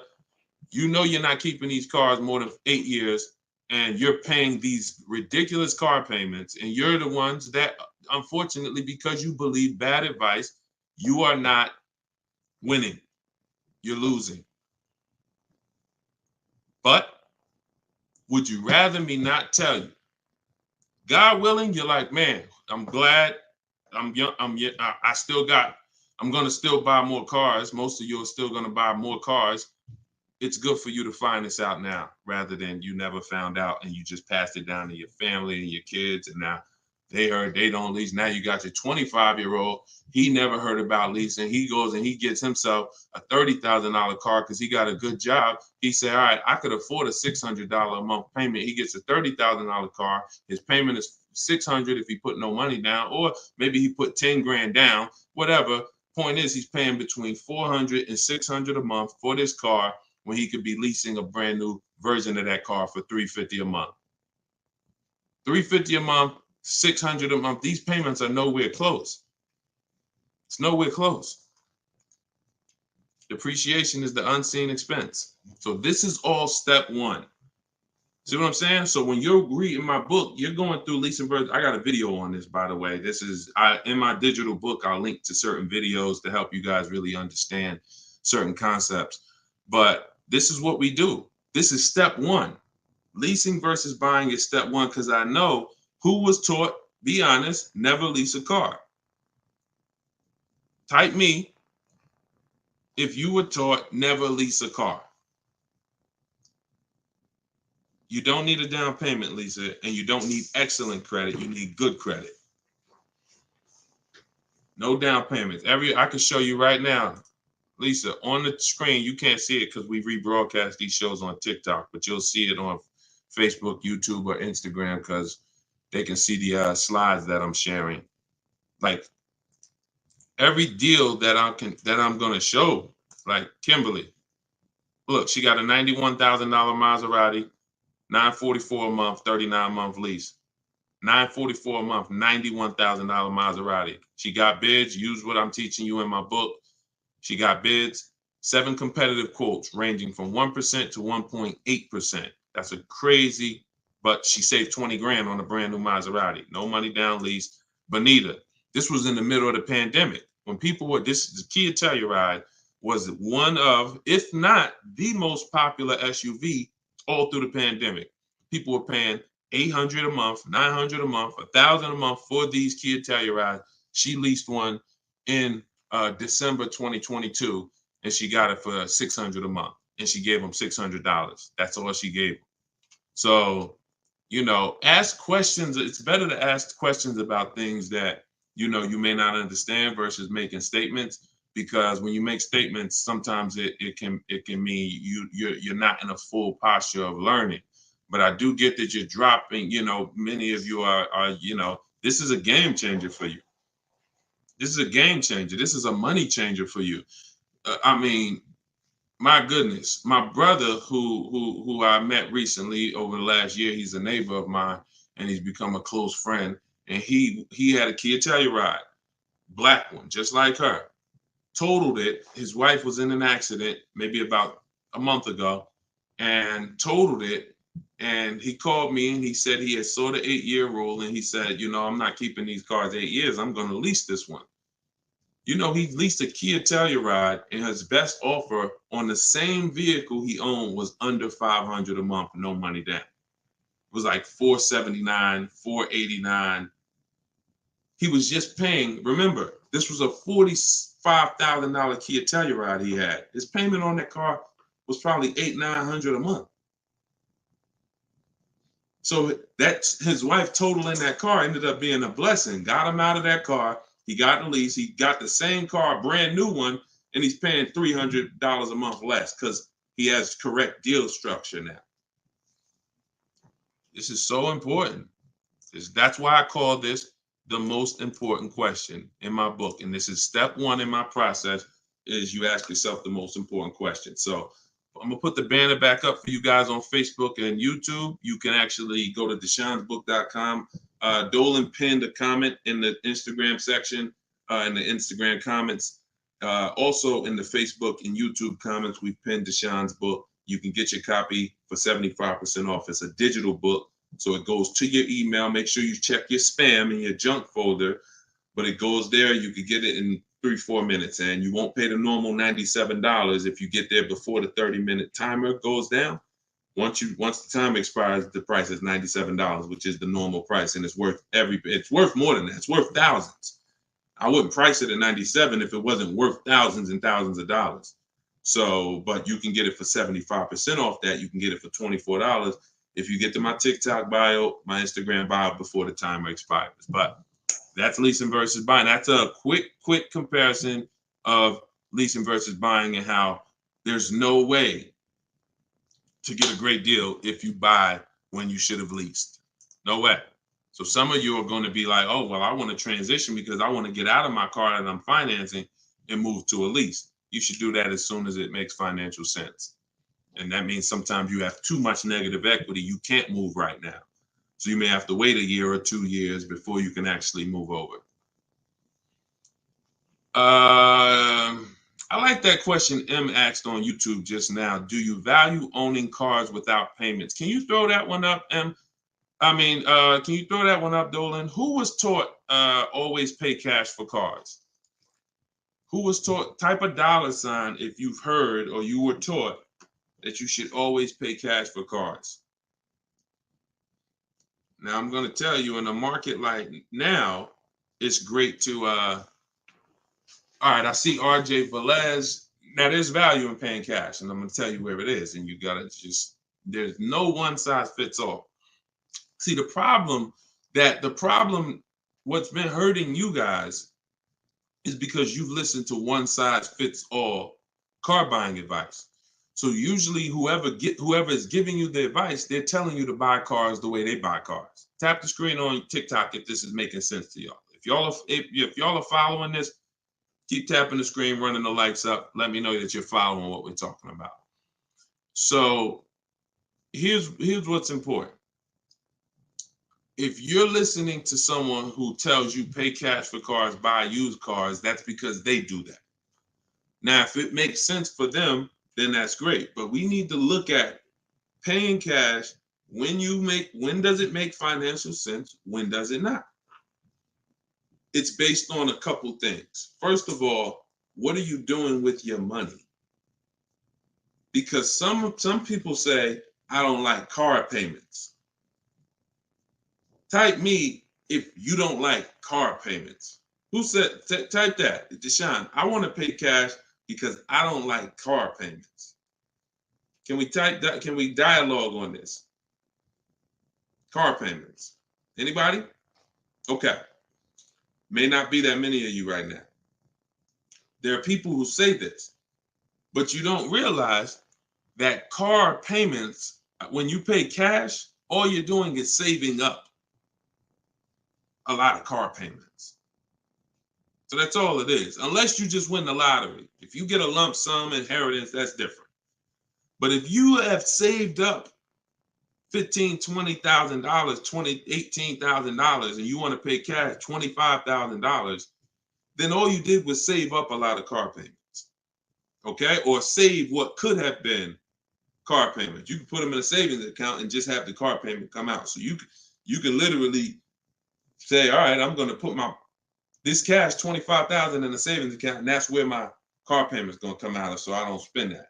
If it makes more sense for me to pay cash, then I'll take the cash. And when it usually makes sense is when the rates are very high. If you can't get a rate that makes really, really, good financial sense, and I mean like we get bids for our rates. We make banks bid, we make credit unions bid, we get multiple offers in what I call the bank bidding war. You get this when you get my book too. This is actually a section I wrote. It's like, maybe it's 3 steps to it of how to get the bank bidding war. But once you get those bids, if you can't get a good rate, then it really doesn't make sense for you to pay cash. I mean, it doesn't make sense for you to borrow the money when you can pay cash for it. But there's an exception to this. What people are doing with their money is relative. So let's just say somebody is investing their money and they can get 10% on their money or 12%. Some of you are in real estate. Some of you are in good investments and businesses, investing into small, things that you can get 15, 20% returns on your money. It doesn't make financial sense. If you could get that type of return on your money, why would you want to put it into a car that's going to get you not just a low return? What's the return on a car, y'all? When you pay cash, you pay $25,000 into a car. What is the return on that? On the cash, what's the cash on cash return? Because I don't want to talk about this much because everyone's not paying cash. It's a small number of you who will, but I want you to be able to know when this is a financial conversation that if you're paying cash, you should understand this. If you got $20,000, $30,000, $40,000 saved up, you thinking about paying cash for a car, this should be an easy conversation for you to follow. Okay. All right. Actually, everybody said the return is 0. I haven't seen anyone who's correct yet because it's not. The return would be 0 if you put the 25 in and then 5 years later you came back and got your 25 out. That's a 0 return. If you put 25 into an asset and then you come back in 5 years and you should give me my 25 and they say, well, it's 5 years later, this asset is now only worth 12. What's the return on that? What's up, Big Spoon? What's the return? Not 0. It's negative. It's negative. So you wouldn't take money out of investments that are getting you 10%, 12% or more to put into something where that cash is going to be a negative return on your cash. So that's one thing to consider based on who you are. Another thing is to consider if your money's not invested, you're not doing anything with your money, then just keep the debt down.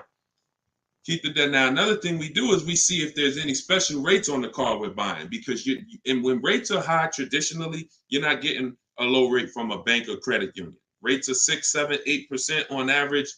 You're not going to see 3%. But sometimes you'll see 3% as a special rate. That's car specific. So if I'm shopping for a Mazda CX-5, I'm going to check to see, do they have any special rates this month on the car I'm shopping for? It might be 2.9, 1.9, 0% sometimes. And these are instances where it doesn't make financial sense to pay cash. If I can get this type of rate, use the bank's money for a very low percentage, and then turn around and use my money and keep my money invested or keep my cash. Maybe you just want to have your cash. Once it's in the car, you can't get it. So once you put your money cash in the car, you can't get that money back out until you sell the car. But if you can keep the money and get the car, now you have your cake and you eat it too. I still got my cash, but I'm leveraging the bank's money, paying them small amounts of interest to use it. So people see interest as the only loss. I don't want to pay interest. That's programming. That's not what would be talked about in a finance conversation. And if you want to get religious, because some of you say, "Oh, I don't want to pay interest because of religious reason," then it's a partnership. It's not a debt. It's a partnership. Anyway, let's not get all into that. Just paying cash is right sometimes for some situations. Paying cash is not right sometimes for other situations. The key is, which situation are you in? That's the key. Knowing how to ask yourself the right questions. Which situation am I in?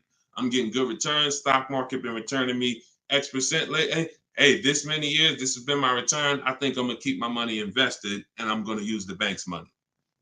That's right for that person. All right. So that's a great question. I don't know how we went deep on that, but we're going deep in this stream. I normally do rapid fire Q&A. We're going deep on some subjects. And again, this is all in my book. Everything that I'm teaching is in my book. Every part of my strategy, it's a 7-step process. First step is most important question. Second step is deal structure. The equity assessment.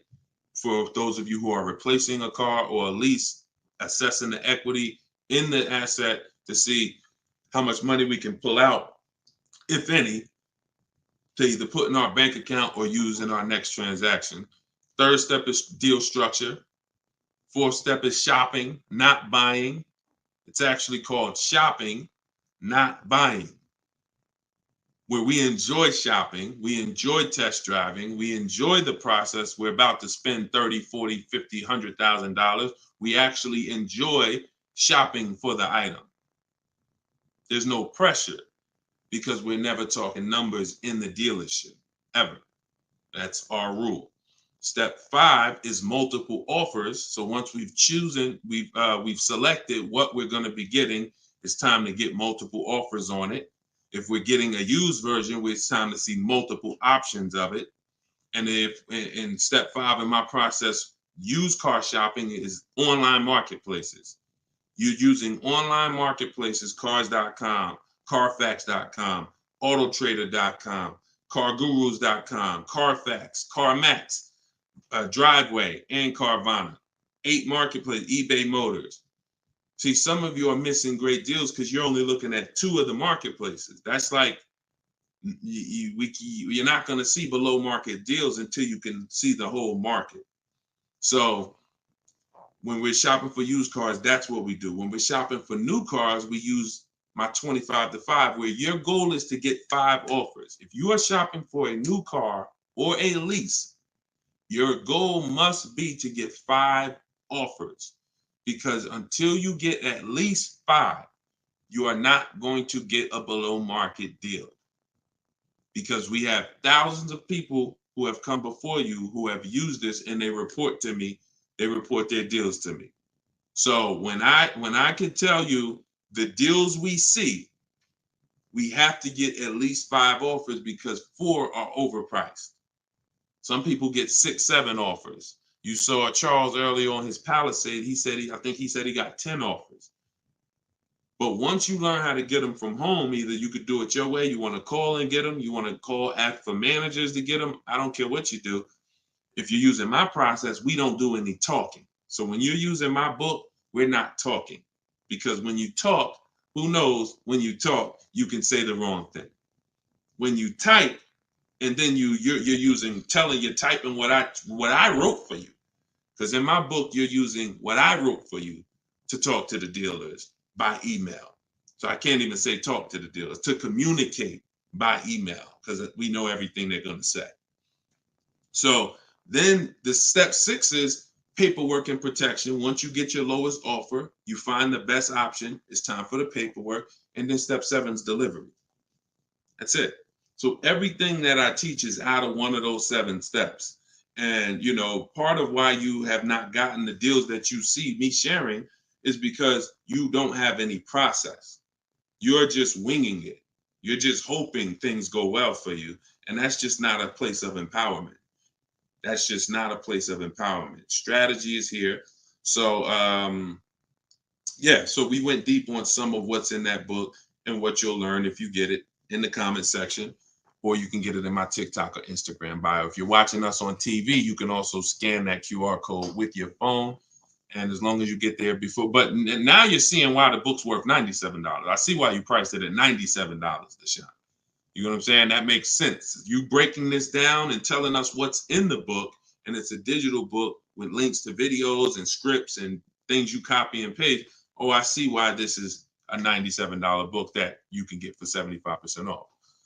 $24 before the timer runs out. Go ahead, Dolan. Yeah, this has been good so far, though. I do like this. Are you enjoying this dynamic?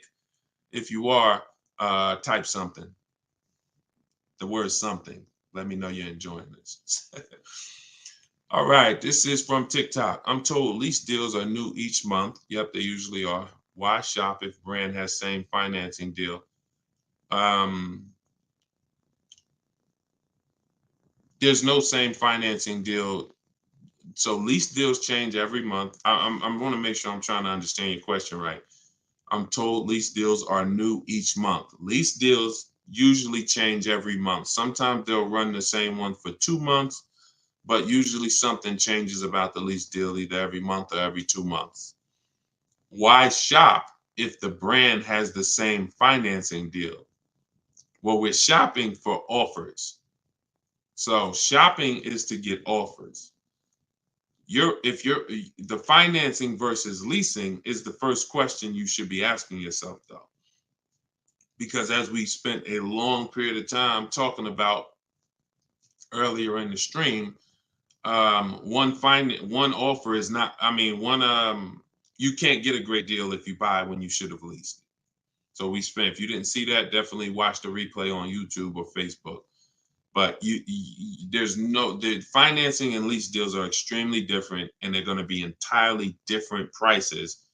And we can't even depend. We don't even.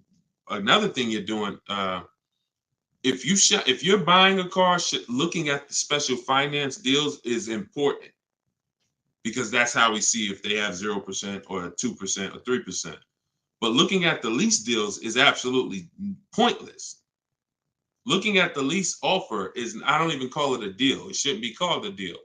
Anything that 100 people can come in and get is not a deal. They're not going to offer a deal to 100 people and say, hey, come on in and we make almost no money. See, what Charles paid, look, on his Palisade, $48,000 Palisade, he's paying $597 a month. Sean getting there, he got his F-150 Lightning XLT, $73,000 truck. His lowest bid, he saved, he got it for $4,999, what's this? $21,000 off is what he got. We're showing it on the screen right now in case you think we're capping. We don't need to. This is, look, Frina, y'all saw Frina, 579. This is Tiffany, who wrote us in when she got her deal using my book. She said, I believe we got a good deal from what we learned from the book. Look, it was a $44,000 MSRP that she got $6,530 off the price. That was her lowest bid. So you're nowhere close to what normal people are paying and what is advertised on these vehicles. What's advertised on these vehicles is not a deal. A below market deal is something where the managers don't really want to make it. But you know what? It could happen for a number of reasons. Somebody wants to beat their competition. Sean said he had to go 100. We shop out of state. You'll get very used when I walk you through shopping from home, and you'll see. I mean, if you're gonna do it your way and you get used to it, you'll see you're in more control. You're in control.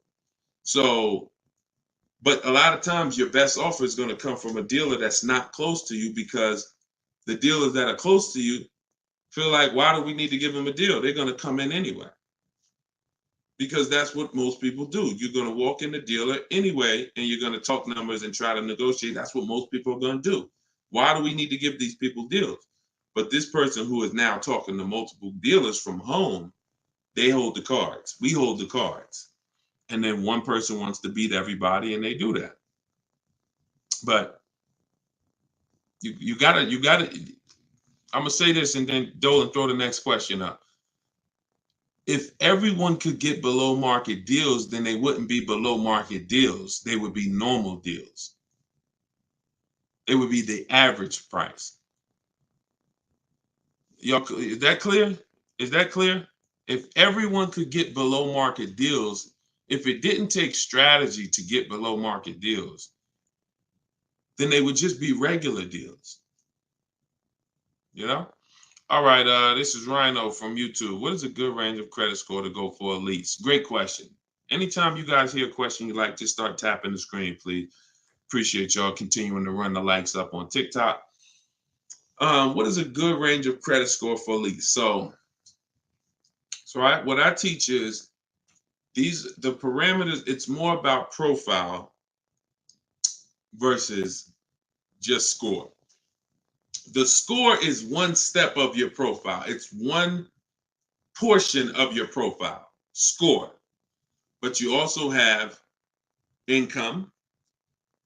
You have something I call comparable credit. I don't call it that. The bureaus call comp credit, which is you've had a car loan before.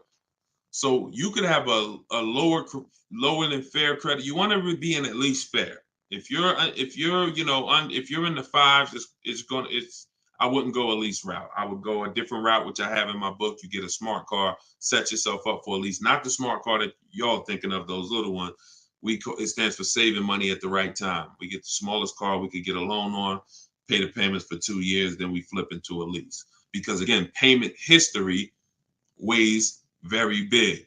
So, but if you're in the 620, 630, but you got on-time car payments for the last 3 years, 2 years, 5 years, you might have, high balances with your credit cards, but your car payment has been paid on time, but your credit score is low because you're using a lot of your available credit. So in that case, you got a great shot of getting a lease because you're replacing a car, you're replacing a payment, you're not adding a payment. But usually, 650, 660 and up. 660 and up is usually the best to stay out of that manipulation zone. But again, if you have a lower score than that, but you have good income, good, you've been at your address a long time, these are things that weigh in the profile. You've been on your job a long time, versus, hey, you might have a 700 score, but you only been on your job for 6 months. That could affect you. So it's not just score, it's profile. But most leases are easier to qualify for than you guys would believe. I got my first lease and I had a 6-something credit score. Now I did have to pay, I remember $25 more because of my credit score. I didn't get approved at the first tier. I went up $25 or something like that. But I was still paying $256 a month for a brand new Pontiac G6. It's a $20,000 car. So I had friends that were paying $500 a month for Toyota Corollas, $20,000 cars. $23,000 brand new Toyota Corolla. They're paying $500. They're paying, and I'm paying $256. These things make a difference in households. Thank you for answering, brother. Just purchased your book too on your website. Enjoy it, brother. Now, I don't even say enjoy it. I use it. Use it. And there's 2 ways to use it. I don't recommend going through the book and then shopping. I recommend you don't, the book is written in a way where I ask you, it's like if you called me and said, hey, D, what's my first step? Here, do this, and then call me back. You wouldn't call me and be like, Deshone, give me all the steps. I wouldn't give you all the steps because you would forget them. I would tell you, all right, how many years we keep in the car? 4. Okay, we leasing. How many years we keep in the car? 10. All right, we purchasing. Then we're gonna move to the next question. We need to do our equity assessment. Go on these websites, call your bank, get your payoff, do these steps, call me back. Okay, boom, I did that. All right. So once you put those things in an order, you'll see that you threw me off, Dolan, throwing that question up. But yeah, Rhino should. Oh yeah. Anyway, what I was saying is use it. So you could go through the book. I would recommend you go through it, do 1 step, check it off before you move to the next step, so that by the time you get to step 7, I'm congratulating you, saying, let's get ready for delivery. Not, oh, I'm at step 7. I read the whole congratulations. Oh, that was so nice. That nice message you write to us when we get our cars at the end. That's nice, Deshone. You shouldn't be reading that until you got your car. You get what I'm saying? I'd rather you go through the book that way. It'll be a lot quicker, a lot more effective for you. All right, but use it. Use it. Great. All right, Dolan, throw that up for me now. Thank you, man. Appreciate you. Okay, Freon on YouTube said, what about refinancing when the rate drops? Absolutely. If I'm buying a car and I'm paying a high rate, what is considered a high rate, 7-8%, depending on the car. Now, there are times where rates are high. That's the best offer you could get. But there are times where we know rates are 3%, 4%. There's time when the rates was 2 and change from the credit unions and things of that nature. So, relative to what they've been, these rates are high. So, yes, as long as you have a great car, the goal is always to get a great car. You could change the loan, like Freon said, by refinancing. So let's say I have horrible credit, 400 score, I need a car. I'm going to make sure the car I get is absolutely a great car. I mean, it must last. This is the thing you need to be looking for. I need to make sure I'm getting a car that's going to last, because I could always fix the loan. But if you fix the loan, refinance, but you got a bad car. You got a car with 100,000 miles on it, and now you're saying you're going to keep it 8 years. You're not keeping that car 8 years in a lot of cases. It has too many miles on it. So you should be shopping for a car saying, okay, I'm planning on keeping this 18 years. I want to get myself something with 60,000 miles. Now that might mean you can't get the big SUV. But if you get the big SUV and then the car breaks down in 4 years, it defeats the purpose anyway. So you could always fix the loan. Don't get a bad car. Very, very important. Or that really destroys a lot of these long-term plans that you need to have. Okay? But yes, everyone will be refinancing when the rates drop. That's for sure. Go ahead, Dolan. Next one, please. Great questions. Great questions. Yes, these are some great questions. From TikTok, I have a car with a lease ending in a couple months. Buyout is 35, but Kelly's Blue Book is 44. Should I buy out the car with the option to sell after? We don't usually buy leases, in fact, ever. Why are we so big on buying our leases? Who told us that was a good idea? Who told us going from buying? Think about this. 3 years ago, I drove off the lot with a very nice brand new car that I was paying, hopefully, a decent payment on. Why am I going to stop doing that to now buy a used car? What's the benefit to us buying these leases out? Maybe I don't see it, because what I explain is it's a horrible idea. It's a horrible idea. One exception, if you're keeping the lease 8 more years after you buy it, then it's fine, because it's just like you bought a used car. So you really kept the car how many years if you leased it for 3 years and you're keeping it another 8? See what I'm saying? 11 years. So you're going to win. It's still a bad idea, but you'll win somewhat if you keep the whole car 11 years, because I'm going to tell you why. Once you get the used car, you reset everything. You got a new, that's a whole separate transaction. If you lease a car,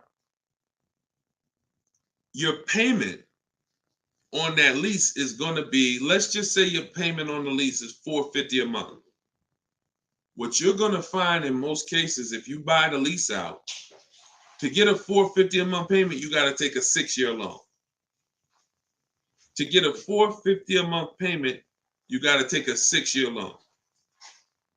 So you already leased the car for 3 years, and now you're purchasing the balance for another 6. You leased the car for 3, you're purchasing it for another 6.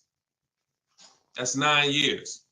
So why did I just say the only way to win when you buy your lease is to keep it at least 11 years? Because how many years of payments are most people going to have? 9. 9. 9. Can we let that sink in? A person who buys their lease, like most people are going to buy them with 6-year loans, you're paying for 9 years on the same car. 9. Even if you get a 5-year loan, 8 years on the same car.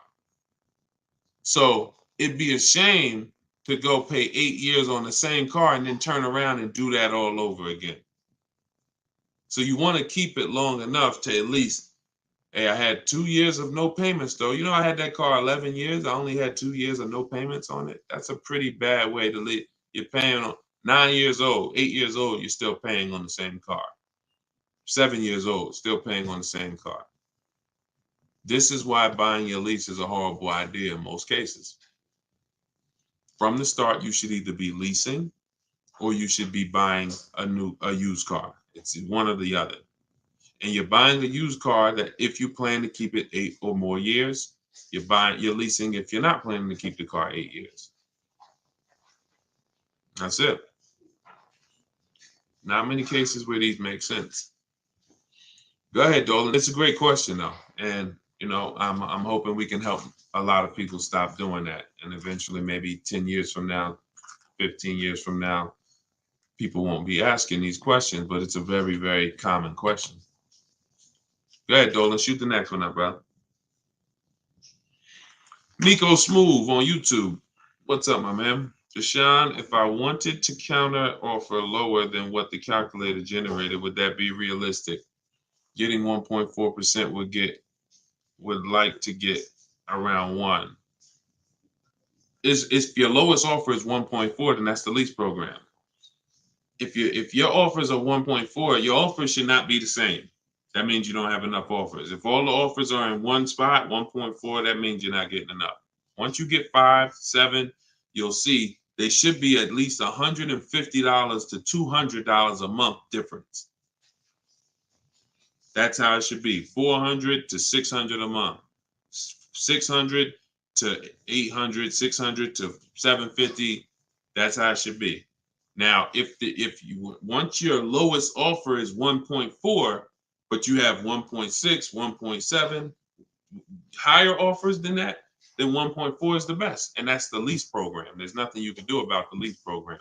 All you're doing is finding the dealer that's going to agree to discount the car the largest amount. The lease program is then going to dictate what the payment's going to be.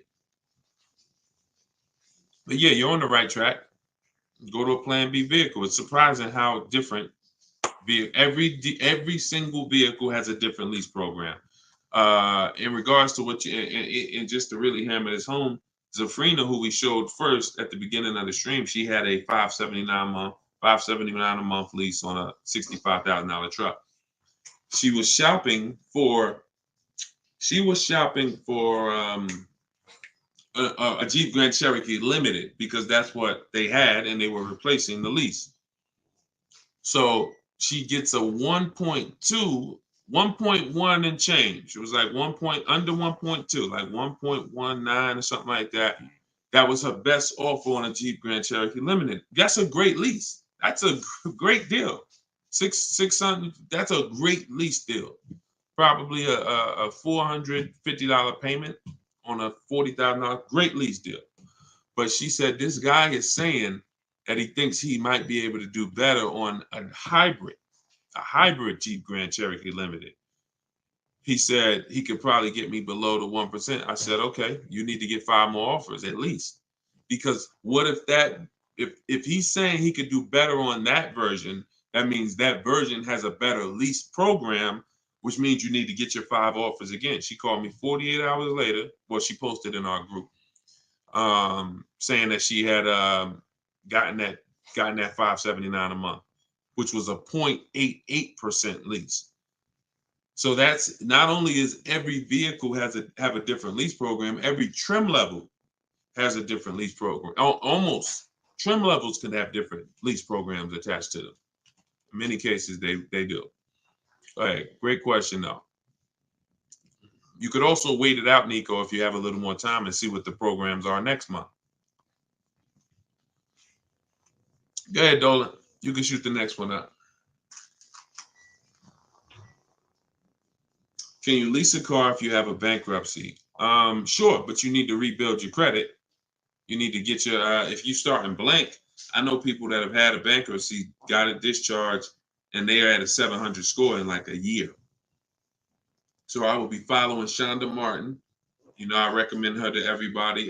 She has great strategies on credit. She does a lot of live streams like me, and she has great strategies. So I think she's on every platform. Yeah, she's on every platform that we're on. So Shonda Martin. But yeah, get yourself up to like a 680, which is not hard to do because you're starting fresh. Many times a Chevy or a Ford, a Honda, Hyundai, Mazda, Subaru, these leases don't need you to be incredible. If you have a good job, long history on your job, and a 680 score, you're going to get most of these leases. These are not like luxury leases to the point where they're snooty. All right, go ahead, Dolan. Genesis on YouTube. So how can you lease out of state with the current lease looking to trade in? But I heard Deshone say out of state lease deals are good. Well, if it's the best offer, you go as far as you need to go to get 5 offers. In my book, we use my 25 to 5 strategy, where you're connecting with 25 dealers online in 20 minutes. We go to their websites using the contact tab, and then you have a template of mine that you copy and paste. If you're going to do it your way, you're just writing in, all the details of what you want, when your deadline is, what options you're looking for, what you're over. This is all stuff I walk you through in the book. What you're looking for. Really, it's about the car. You're not saying, hey, I'm looking for a lease quote, I'm looking for a purchase quote. We need to find out who even has a car before we start talking about money. But then the goal is that you got to get at least 5 offers. You got to get at least, and you have to do the equity assessment to see if there's any equity in your current lease. You don't want to return that, and you don't even know if there's any equity in that lease. And the only way you know that is the offers you get are higher than the payoff. It's very simple. Equity is offers, cash offers from CarMax, Driveway, Kelly's Blue Book, instant cash offer, not Blue Book, the website, instant cash offer, Kelly's Blue Book, Auto Nation, sell my car, Car Guru, sell my car. You have to get these offers, and if those offers are higher than your payoff, then you have equity when you sell the car to these people. If you have a third-party restriction, you can't sell the car directly to them. You got to sell to a local dealership. You got to get bids from a local dealership. I teach you how to do that. For those of you who have third-party restrictions, we talk to used car managers to sell our leases. So I've been doing this since 2006. Like, if I wasn't called to build these companies, then I would be. If I wasn't called to build these companies, there's no doubt I would be selling cars, making $200,000, $300,000, $400,000 a year. There's no doubt about it. But that's not the path God had for me. So what I'm telling you is based on me understanding 99.9% of the car buying of the industry inside and out, and giving you the way to actually stay in control, call the shots, have the business come to you, have the banks come to you, have the cash offers come to you, and then you're just simply picking the best ones as they come to you. So this is all in my book, Cars from Home, 7 Steps to Saving Time, Money, and Avoiding Dealerships. It's a digital book. You can get your copy for 75% off in my TikTok bio, in my Instagram bio, or we have a comment pin. Dolan, can you post the comment for everybody again on Facebook and YouTube? Just copy and paste that comment for everybody. And also we'll put a banner up on the screen for those of you who are watching us on television. You can scan this banner with your phone, and it'll take you to the 75% off page. So you'll only pay $24. You won't pay the normal price of $97. But that offers for 30 minutes. Once the timer does expire, $97 is your price to get it, which is still a great price. I'm sure everybody who spent time with us today can see why $97 is going to save you probably tens of thousands of dollars, depending on how many cars you get. Sean saved 20 grand on his first car. So for those of you who want to attend my free masterclass, Everything You're Doing Wrong, Buying, Selling, and Leasing Cars, you can attend that in my bio. We'll also put another comment for those of you who want to attend that. That's about an hour-long class, and I'm teaching very specific. You'll need a notepad for that. That's not just Q&A, although we do Q&A after. So you guys can go watch that, and so we'll put, and that's also in my Instagram and my TikTok bio. So the information's available, y'all. That's the whole point. There's no excuse. Everything that we talked about today is really financial awareness, financial literacy that you have not learned. You haven't heard of it before, but this has been around. We've been doing this for 3 years. Over 2,000 people have come before you. We have over 6,000 people that have this book now. So this ship has sailed. This car buying from home, you're late to the show now. And you can't afford to go buy another car the old way and think you're getting a good deal. You can't afford to do that. I mean, money is very hard to come by for some people, and you need to, I don't care who you are, you should take it seriously. So this is why we're here. And so you can get it from my free videos, from these Q&As, in my book, in my masterclass. I don't care how you get it. You want to join me in Maps Academy and have me coach you through your car buying. I don't care how you get it. Just make sure you get it. Get in where you fit it. All right.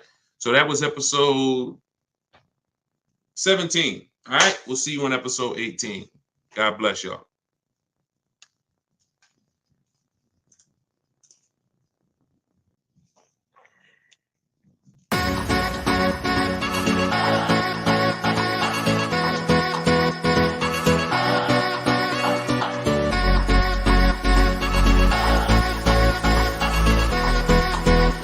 The worst possible thing you could say when you walk into a car dealership. I spent 5 years with Mercedes-Benz, 5 with General Motors, and the worst thing a person could say when they walk in is, if you could just get me to this payment, we got a deal.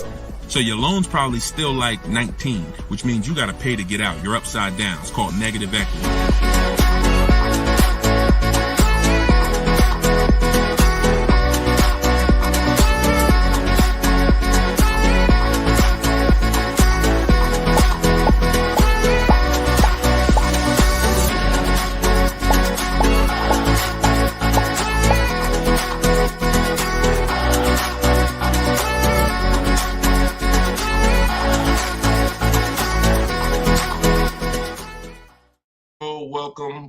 Welcome. This is episode 17 of Car Shopping Questions and Answers. I am your host, Deshone the Auto Advisor, and we do these live shows throughout the day, throughout the week, to make sure that you have access to cutting edge car shopping strategy, which is the science of making dealers and banks bid for your business instead of negotiating the old-fashioned way. So that is what we do here. Frankie boy, good to see you, Frankie boy, on TikTok. Kev, I see you on TikTok. We are live on all 4 platforms: TikTok, Instagram, YouTube, and Facebook. We have Dolan in the background. He's going to be pulling in your questions for the show. So as you're here, you can start typing your questions. Let's get the housekeeping out of the way as well. Could everybody who shares great information hit the share button? Also, I'm the author of the new digital book, Cars from Home. It's called Car Shop. It's a 7-step system that we use to car shop, and we get bids from home. Everybody that you're going to hear me talking about today, I'll be sharing a lot of different people throughout the broadcast that use this system, so that you can see the different results that you will get when you start learning to make dealers bid for your business instead of negotiating the old-fashioned way. So thank you to everyone who has reviewed the book. Again, this is our Thursday, 12 p.m. live. It's May 9th, so you guys can start typing your questions if you are here with us live. And for all of you who do want your copy of my new book, Cars from Home, 7 Steps to Saving Time, Money, and Avoiding Dealers. We have a link in the comment section on Facebook for you guys. We also have a link inside my TikTok bio, inside my Instagram bio, that you guys can use to get your 75% off your copy. So you won't pay the $97 price. You'll pay $24, but it's only for 30 minutes. So once the 30-minute timer is up, the price is $97, and it's a great price. So all of these people you'll be hearing throughout the show have used the strategies that are in this book to save thousands and thousands of dollars from home. And that's where I like you to be as well. So Dolan, as you get the first questions coming in, feel free to throw them up, and we'll get right to it, y'all. Let's go. Whenever you don't see the banner above me, you know we're actually live. When you see the banner, that means we're rebroadcasting, because we do rebroadcast this show throughout the day. But whenever you don't see the banner, that means we are absolutely live. Okay, so start typing your questions. Type them fast, and we'll get to it. T. Del Mar on Instagram. I'm leasing. Now test drive. Why do I ask for an older salesperson? Won't any salesperson be okay? No, any salesperson will not be okay. Some salespeople will bring you in for a test drive, We talk to people who are experienced in the dealership. So when we talk to them and we ask them, do they have a car that we're coming to see? We know 9 times out of 10, they're going to be honest with us. You get a new kid on the block or a salesperson who doesn't care about this stuff, they'll get there. Who's ever gotten to a dealership, was coming for a test drive, and then the dealership said, oh, that car got sold, or that car is not here anymore by the time you get there? If you've ever had that happen, type me. You set up a test drive, you come in, oh, I was coming to see that car. Oh, it sold like, 2 hours ago. It just sold. See, when you're dealing with experienced salespeople who are honest, exactly, Peaceful Grace on TikTok, you understand. So this is why every step that I teach is important. Even things that you might see, okay, why is he telling us ask for this person? It's because if you don't, you run the risk of running into a salesperson who doesn't care. Oh, they'll get there and just, oh, well, that car sold, but hey, I might have another one. Let's look at some other ones. No, we don't go for that. We don't go for that. Our test drive is strategically set up to try to guarantee a successful test drive where we can be in and out that dealership in 20, no more than 30 minutes and coming home. Okay, let's go. Nothing is left to chance. All right, go ahead, Dola, shoot the next one and keep your questions coming, everybody. We'll try to get through as many as we can.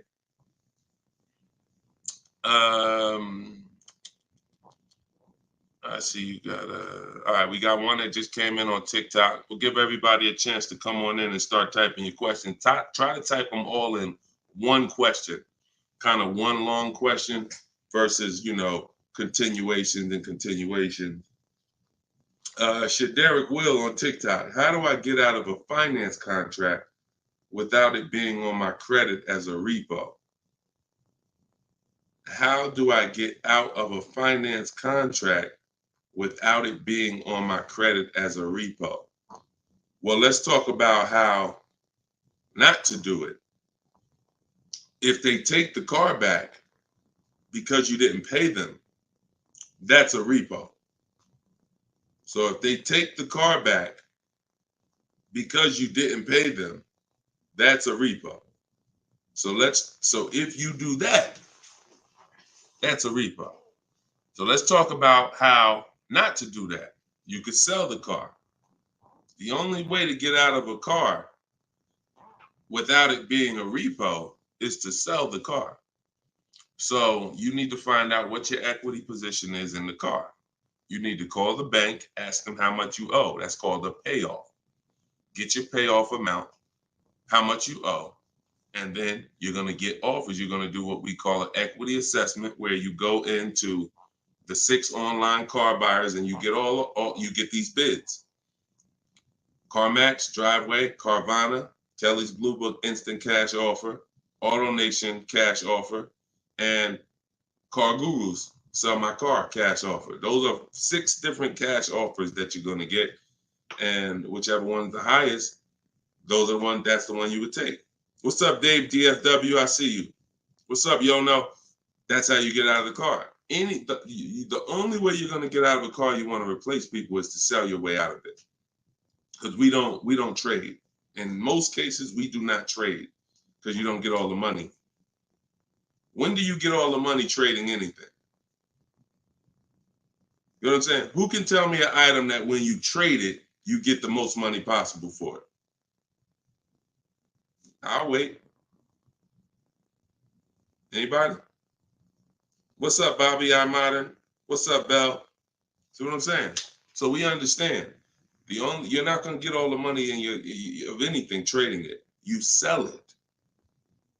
That's the way. And most times, you guys are taking $2,000 to $3,000 to $4,000 less for your vehicles, trading them.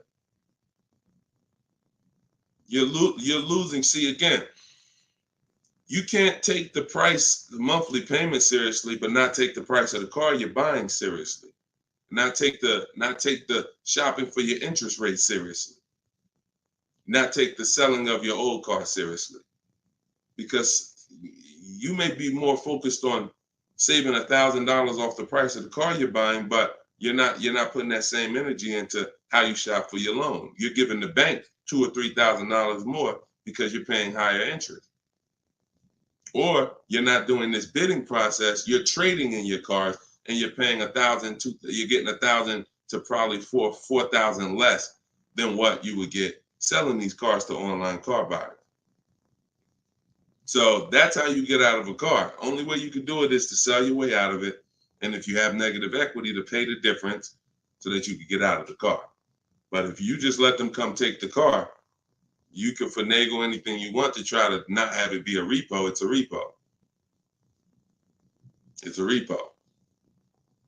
And so the time 3 years ago, everyone could have sold their car and really got out of them because the prices of cars were so high. What's up, Alan Denson? Thank you so much. Appreciate you. Yeah, so that's it. Go ahead, Dolan, shoot the next one in. This is our Thursday live show. My man, Alan Dawson, appreciate. Oh, Alan Denson. Yeah, appreciate you, man. Thanks for supporting the broadcast. This one's Optimal Living from TikTok. This is our Thursday, May 9th live show at noon. So whenever you guys don't see the banner above me, that means we're live. You can send your questions in, and we'll try to get them into the show. Grand Rising, I want to buy a used approximately $10,000 or less, approximately $10,000, less than 100,000 miles, 1 or 2 owners, like a Honda, Hyundai, Volkswagen, good gas mileage, easy to repair. Any suggestions? Well, you have a lot of filters there. If you were buying under 10 grand, I would be looking at Facebook Marketplace. I would be looking at Facebook Marketplace because our used car strategy is to look at all the marketplaces where cars are. These are, you know, Auto Trader, Cars.com, Car Gurus, Carfax.com, CarMax, Carvana, Driveway, and eBay Motors. But if we're looking at a car that's under 10 grand, I would certainly be looking at Facebook Marketplace. Facebook Marketplace is where you're going to try to find a private party owner, not a dealer. Not a dealer. You're trying to find a private party owner that's going to sell you the vehicle, private party, not a retail purchase. A retail purchase is at a dealership that has done reconditioning on the vehicle to prepare it for the market. And so you're paying for that. You're paying probably 10% more for a retail purchase because it goes through the retail process. But if I'm spending under 10 grand, I'm looking at Facebook Marketplace to look at to get a private party sale where I could save probably another 10%, maybe a little more below the retail price. But that's really depends, price specific. Same thing with selling cars. When we get our bids, if our car is worth less than 10 grand, we usually I always tell people, it's in my book, if the car is less than 10 grand, when you get your offers, you could get probably 1,500 to 2,000 more listing it on Facebook Marketplace. So if my highest offer might be for 8 grand from CarMax, everyone else is offering me 7 and 65, and I'm gonna throw it on Facebook Marketplace if I have the time, and I'll sell that car and usually get a $1,500, $2,000 above. So it's the same difference. I would shop on there if I was looking for a car under 10 grand. I would sell on there if my car was worth under 10 grand. See, when you start going with cars that are worth 15, 20,000, trying to put them on Facebook Marketplace, most of the buyers there need a loan. Most of the buyers on Facebook Marketplace need a loan. So when you get there, they're not going to be, you know, most people don't have 20 grand to bring a private party. That's just most people. So the buying pool is very small for 15 to 20 grand, 30 grand private party. But the buying pool is very big for under 10 grand private party. So you always want to go to where the buyers are, where the best opportunities are. So yeah, that's what I would be doing. Great question, Optimal Living. All right, keep the questions coming, y'all. I see Sharita said, hey, I got the book. I'm stoked. This is great info. Thank you so much, Sharita. Enjoy it, use it. The things that are in my 7-step book, y'all, is everything you're learning right now. So everything that I'm teaching you is out of one of my 7 steps in my car shopping process. And my book is called Cars from Home. So it's all designed to teach you the science, walk you through the science step by step of doing 90% of your car purchase from home 90% of your savings are done at home, not in a dealership. The only thing we're doing in a dealership is test driving, is having our car appraised if we have a third-party restriction by a used car manager, and picking up our car if they don't deliver. Those are the only three things we are doing inside a dealership. All the negotiating, the price saving, the shopping the market, the research, the working with the bank, that's all done at home. And some people, some of you are going to do 100% of your purchase from home. If it's a new car or a lease, some of you could do 100% of it, because if the dealer delivers, literally you never went into the dealership except for the test drive, and then we get our bids and we accept the best offer. This is somebody who just got a bid. You can see the dates not too long ago. I contacted 25 dealers. Some of you know my system is used to, we connect with 25 dealers with our goal being to get 5 offers, because what percentage of offers is overpriced? Let's see if anybody on here knows. If anybody's been spending time with us, this might be a lot of your first time with us on the stream, but what percentage of dealers is overpriced? Let's see who knows. And this is why you must get at least 5 offers. At least 5 offers, because what percentage of dealers are overpriced, everybody? Let's see. All right, we may got a lot of new people on here. Maybe nobody knows.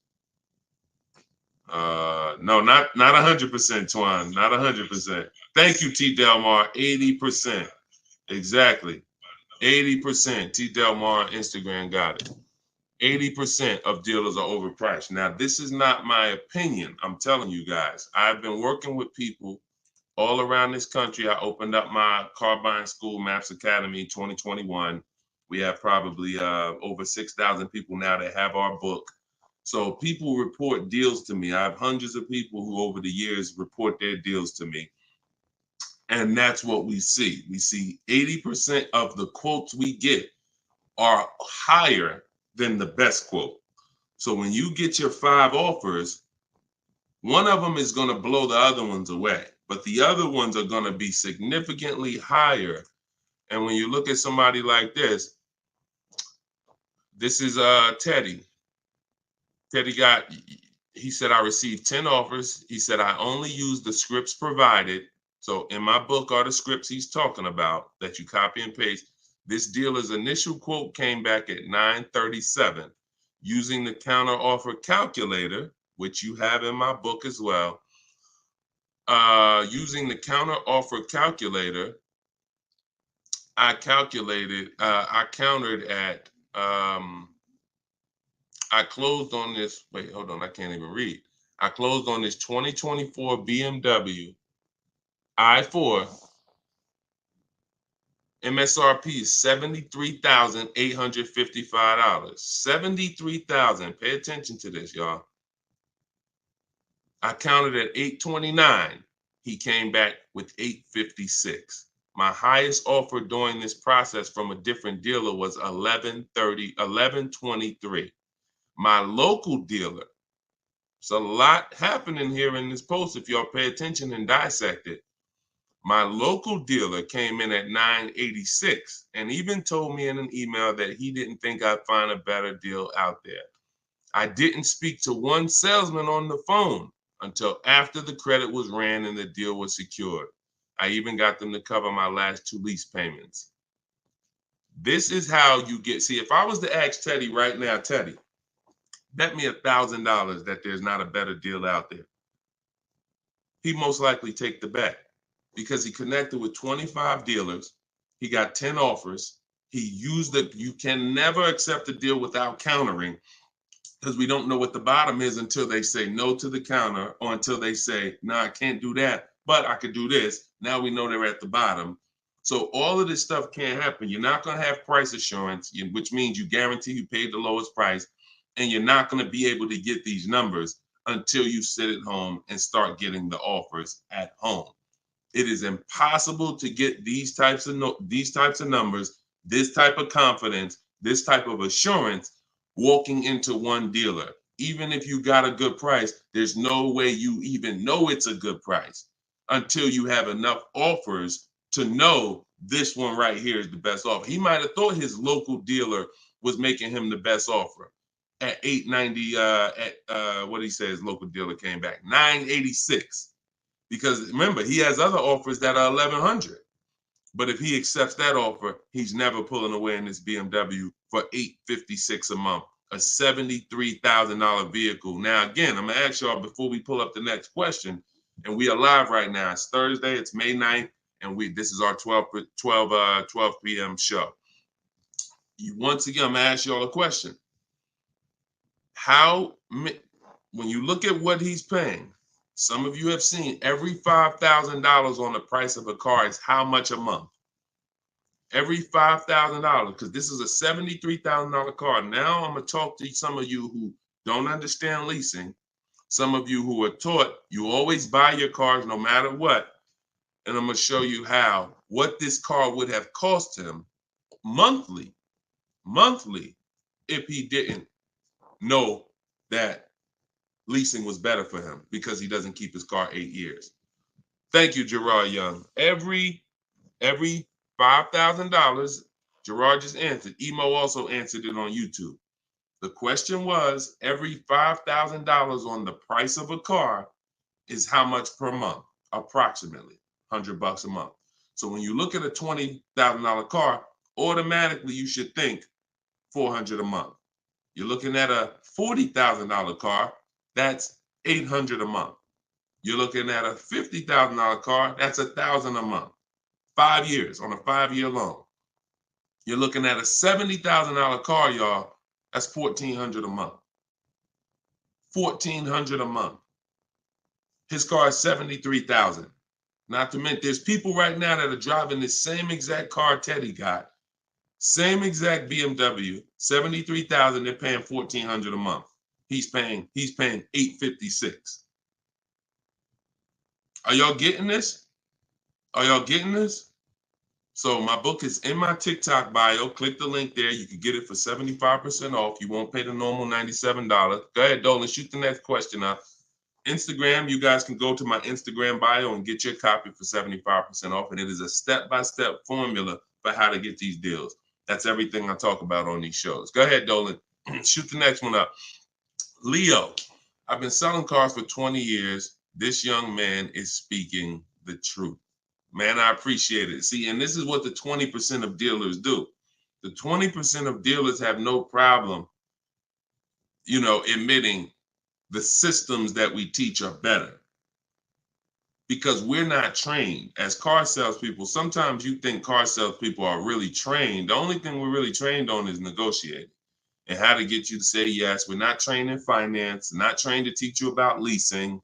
We're not trained to teach you about negative equity, depreciation, all this stuff that we should be trained on, because you're buying a depreciating asset. We should be telling you, listen, based on our financial training, if you're not keeping your car 8 years, your best option is going to be to lease. Because when you buy your car is going to go down in value so much over the 5 to 8 years you have it. If you turn around and replace it, you're going to lose all that money. Your car is going down in value way too much over 5 to 8 years for you to turn around and replace the car right after that. You need to keep it after that. That's when you keep it. 8 years of that's when you keep it, because now you're like, man, I put all this money in this car. Yes, it may not be worth what I bought it for, which was $40,000 8 years ago. It might only be worth $10,000 today, but I'm gonna keep it now, because 3 years from now, it's gonna still be worth probably $8,000. It might be worth 10 today, but because it's 8 years old, in 2 more years, it'll be worth $8,000. I'm not losing that much money anymore.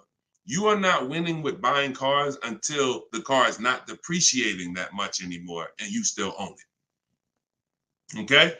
If y'all clear with me on that, just tap the screen. Run the lights up on TikTok if y'all are getting what I'm telling you. If you're getting what I'm telling you, hit the like button. If you're on Instagram, if you're on YouTube, if you're on Facebook, hit the like button if you're clear on what I'm telling y'all. All right, let's move on to the next question, Dolan. Okay, I like to make sure you guys are actually following the conversation. So you have to actually respond and let me know you're following it when I ask you a question. All right, this one's Glenn over on YouTube. If your car lease is up in 6 months, how do you go about trying to sell your lease? Well, the first thing you're going to do, first of all, this is a great question. Glenn said, how do you sell your lease? Now, step 2 in my process is called the equity assessment. My book is called Cars from Home, 7 Steps to Saving Time, Money, and Avoiding Dealerships. Step 1 is the leasing versus buying question. Step 2 is the equity assessment, which means if you have a car you're replacing, we got to get the most money for it. And that's never going to be with a trade. So we have to see, is there any equity in our lease?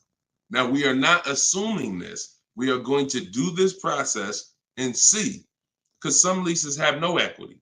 Some leases have a good amount of equity. Like, hold on, I just had somebody write me talking about equity they got in their lease. Hold on. Didn't talk to, I think it was this person. Oh, but I cut off their post. Somebody said they just got $4,000. And I always like to say this. I always like to show this stuff so people understand. You know, we operate with documentation. So when you are getting how you determine if you have equity is with cash offers, not with algorithms. KellysBlueBook.com. Blue Book says my car is worth this. That means I have equity. No, Blue Book doesn't buy cars.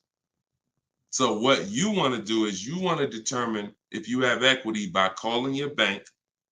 You're going to get your payoff, which is how much you owe. And then you are going to go on the websites that I'm laying out for you. It takes you 20 minutes. If you can't take 20 minutes to go on a website to fight for your money, you don't deserve it. You're going to CarMax, you're going to Driveway, you're going to Carvana, you're going to Kelly's Blue Book Instant Cash Offer, where they connect you with a local dealer to get a cash offer. You're going to Car Gurus, Sell My Car, and you're going to Auto Nation, Sell My Car. And that's going to give you up to 6 offers. And if you have a lease, you need to ask your bank, do you have a third-party restriction?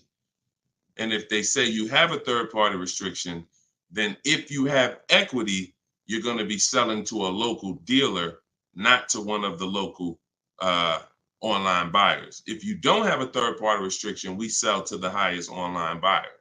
If you do, we sell to the highest bidder among used car dealers. So it's just simple. There's different processes. I don't teach one-size-fits-all car buying. So some of you who have a lease with a third-party restriction, you're going to use one strategy. Those of you who don't have a third-party restriction, you're going to use a different strategy. Those of you who don't have any money you owe on your car is paid off. You don't need to call your bank. You just need to go on those websites and get the offers. So, and when you're on there, if you have a lease, there's going to be a part where it says, is your car owned, financed, or leased? You want to put owned. It's very important. Don't put lease, because it triggers something in their websites. So that's step 2. I go over this thoroughly in my book. This is called the equity assessment. You can't, listen, you need to get bids. Bids. That is my favorite word, that multiple offers. The reason why you are not saving the money that you could be saving is because you're not getting bids. The reason why you don't have the confidence when you leave a dealership that you got the best price is because you're not getting bids. It's very simple. Start getting bids and you're going to save more money and make more money selling your cars, and you'll see why we don't trade in cars. That's the equity assessment. Okay? Step 2 in my book. Go ahead, Dolan. Shoot the next one up. All right. Yep. Wanda said my last lease had $5,000 in equity on TikTok. Amen. I sold the lease a couple years ago when prices were super high. I made $10,200. My mother did. I made $9,000 on my Jeep Grand Cherokee. That was in 2021, I believe, 2021. Yep. It was ridiculous money. So the 9, 10 grand, 12 grand lease, those are not really there anymore. But we still see people that are making 2 and 3 and 5,000 for sure. Rudy on Facebook, how are you? Good afternoon, Deshone. I'm new to the live stream. Welcome. Who's new to the stream? If this is your first time here, type 1. Type the number 1 if this is your first time here. I'm looking for a 2020 SUV, Mercedes GLB 250, 4MATIC, less than 20,000 miles. Drives over 120. I see you, Yvette. Drives over 120 miles daily. We have been looking in different car websites. Still haven't found one that matches our max of 30K. Any suggestions? We live in New Hampshire. We've been looking in Massachusetts as well. Should we be expanding our searching area? Thank you for your help and keep up the great work. Absolutely. Yes, you should be expanding your search area. If you're looking for a 3-year-old vehicle with less than 20,000 miles, right now, you know, you got to look at the age of the car. When you're searching for a used car, you got to remember a car comes out the year before the year we're in. So if a car is a 2020, it was released in 2019, most likely, which means you're calculating the age based on then. So if you're looking for a car that was released in 2019, and right now we're in 2025, you're looking at a car that's 6 years old. If you're looking at a car that was released in, 2022, and we're in 2024, then it's 2 years old. So you need to look and say, okay, how old is the car I'm looking for? And then we can look at the mileage. Because if you're looking for a car that's 4 years old, but you're looking for it to be driven 20,000 miles or less, that means you're only looking for a car that has a 5,000 a year average. That's going to be very tough. I like to go with it. I like to look at 10,000 a year, and then I like to go to 12. Now, we're talking about how we expand the search of our used cars, because the whole goal is to expand the search slowly. So if you were looking at the 2020, 20,000 miles, now go up to 30,000 miles. I would go up to 40,000 miles, because 40,000 miles still means it's driven lower than average. Just to show, so average miles is 10 to 12,000 miles a year. If you get a vehicle and it's 4 years old, it's driven 10 to 12,000 miles a year. It has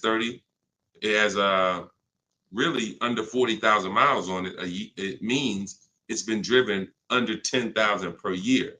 So you're really looking for the mileage. It's the mileage that I think is really going to limit you. Now you could expand your search wide, like you said. There's many ways to expand it. You could go 100 miles out. You could go 200 miles out. You can go 500 miles out. So but you could also expand the search by lowering the mileage threshold and saying, all right, I'm looking for something that has, under 40,000. If it has 36,000, 38,000, 30, I'm good with looking at those. And I think that's going to give you a lot more options, considering how old the car is and how many miles you're looking for it to have. That's way, way, way, way, way below average driven miles. Way, way, way below. And when you have just, you're looking for a car that's only been driven 5,000 miles per year, you're going to have a harder time doing that than looking for a car that's been driven 10. So once we do that, we're still narrowing it down in other ways. Carfax title history, service records, accident history, verifying there's no fake fees. So we have other narrowing down processes. Then we get the new window sticker to make sure, because you can't know you paid a great price without knowing what the original price was. Who's bought a used car in their life? Type the letter U.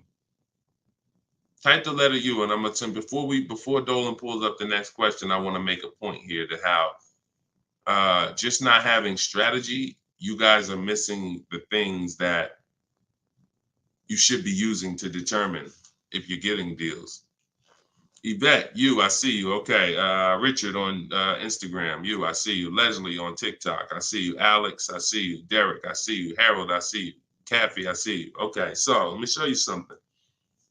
When I was buying my Infinity truck, all of the trucks we were looking at were white.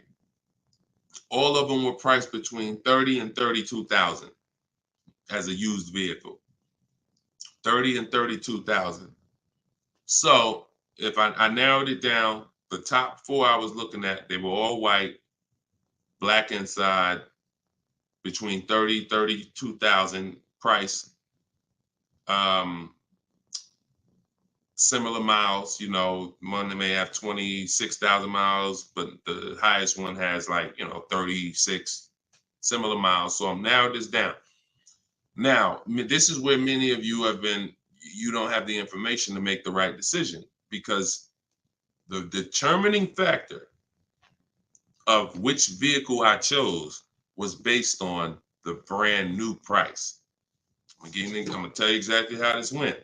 Once I got the brand new price, I got the brand new window sticker on all of these cars, I was able to see that one of the cars brand new was 46,000.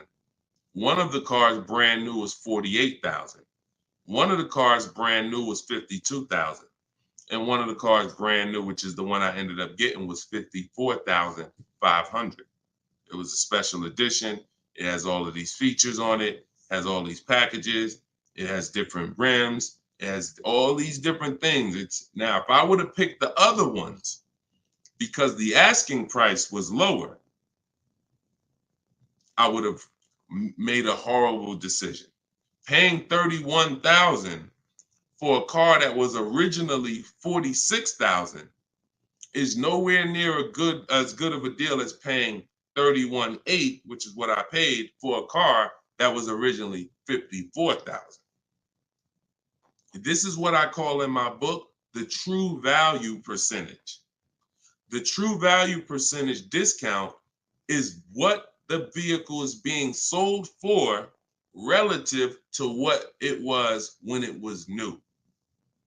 So picture this, if the vehicles that I was looking at would have only had the true value percentage discount on them, it would have made it even easier for me to choose, because the one I picked would have said 42% off the brand new price.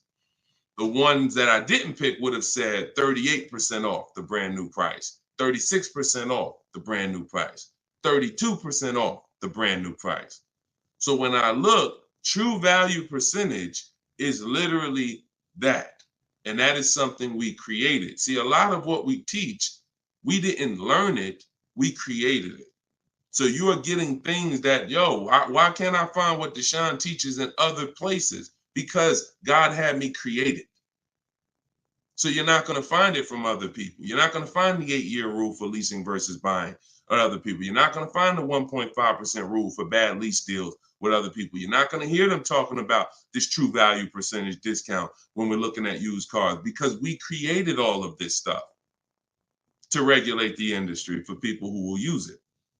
So if you guys want everything I teach in one spot, you can go to my TikTok bio. As long as you get there before the 30-minute timer goes down, you can get your copy of Cars from Home, my digital book, for 75% off.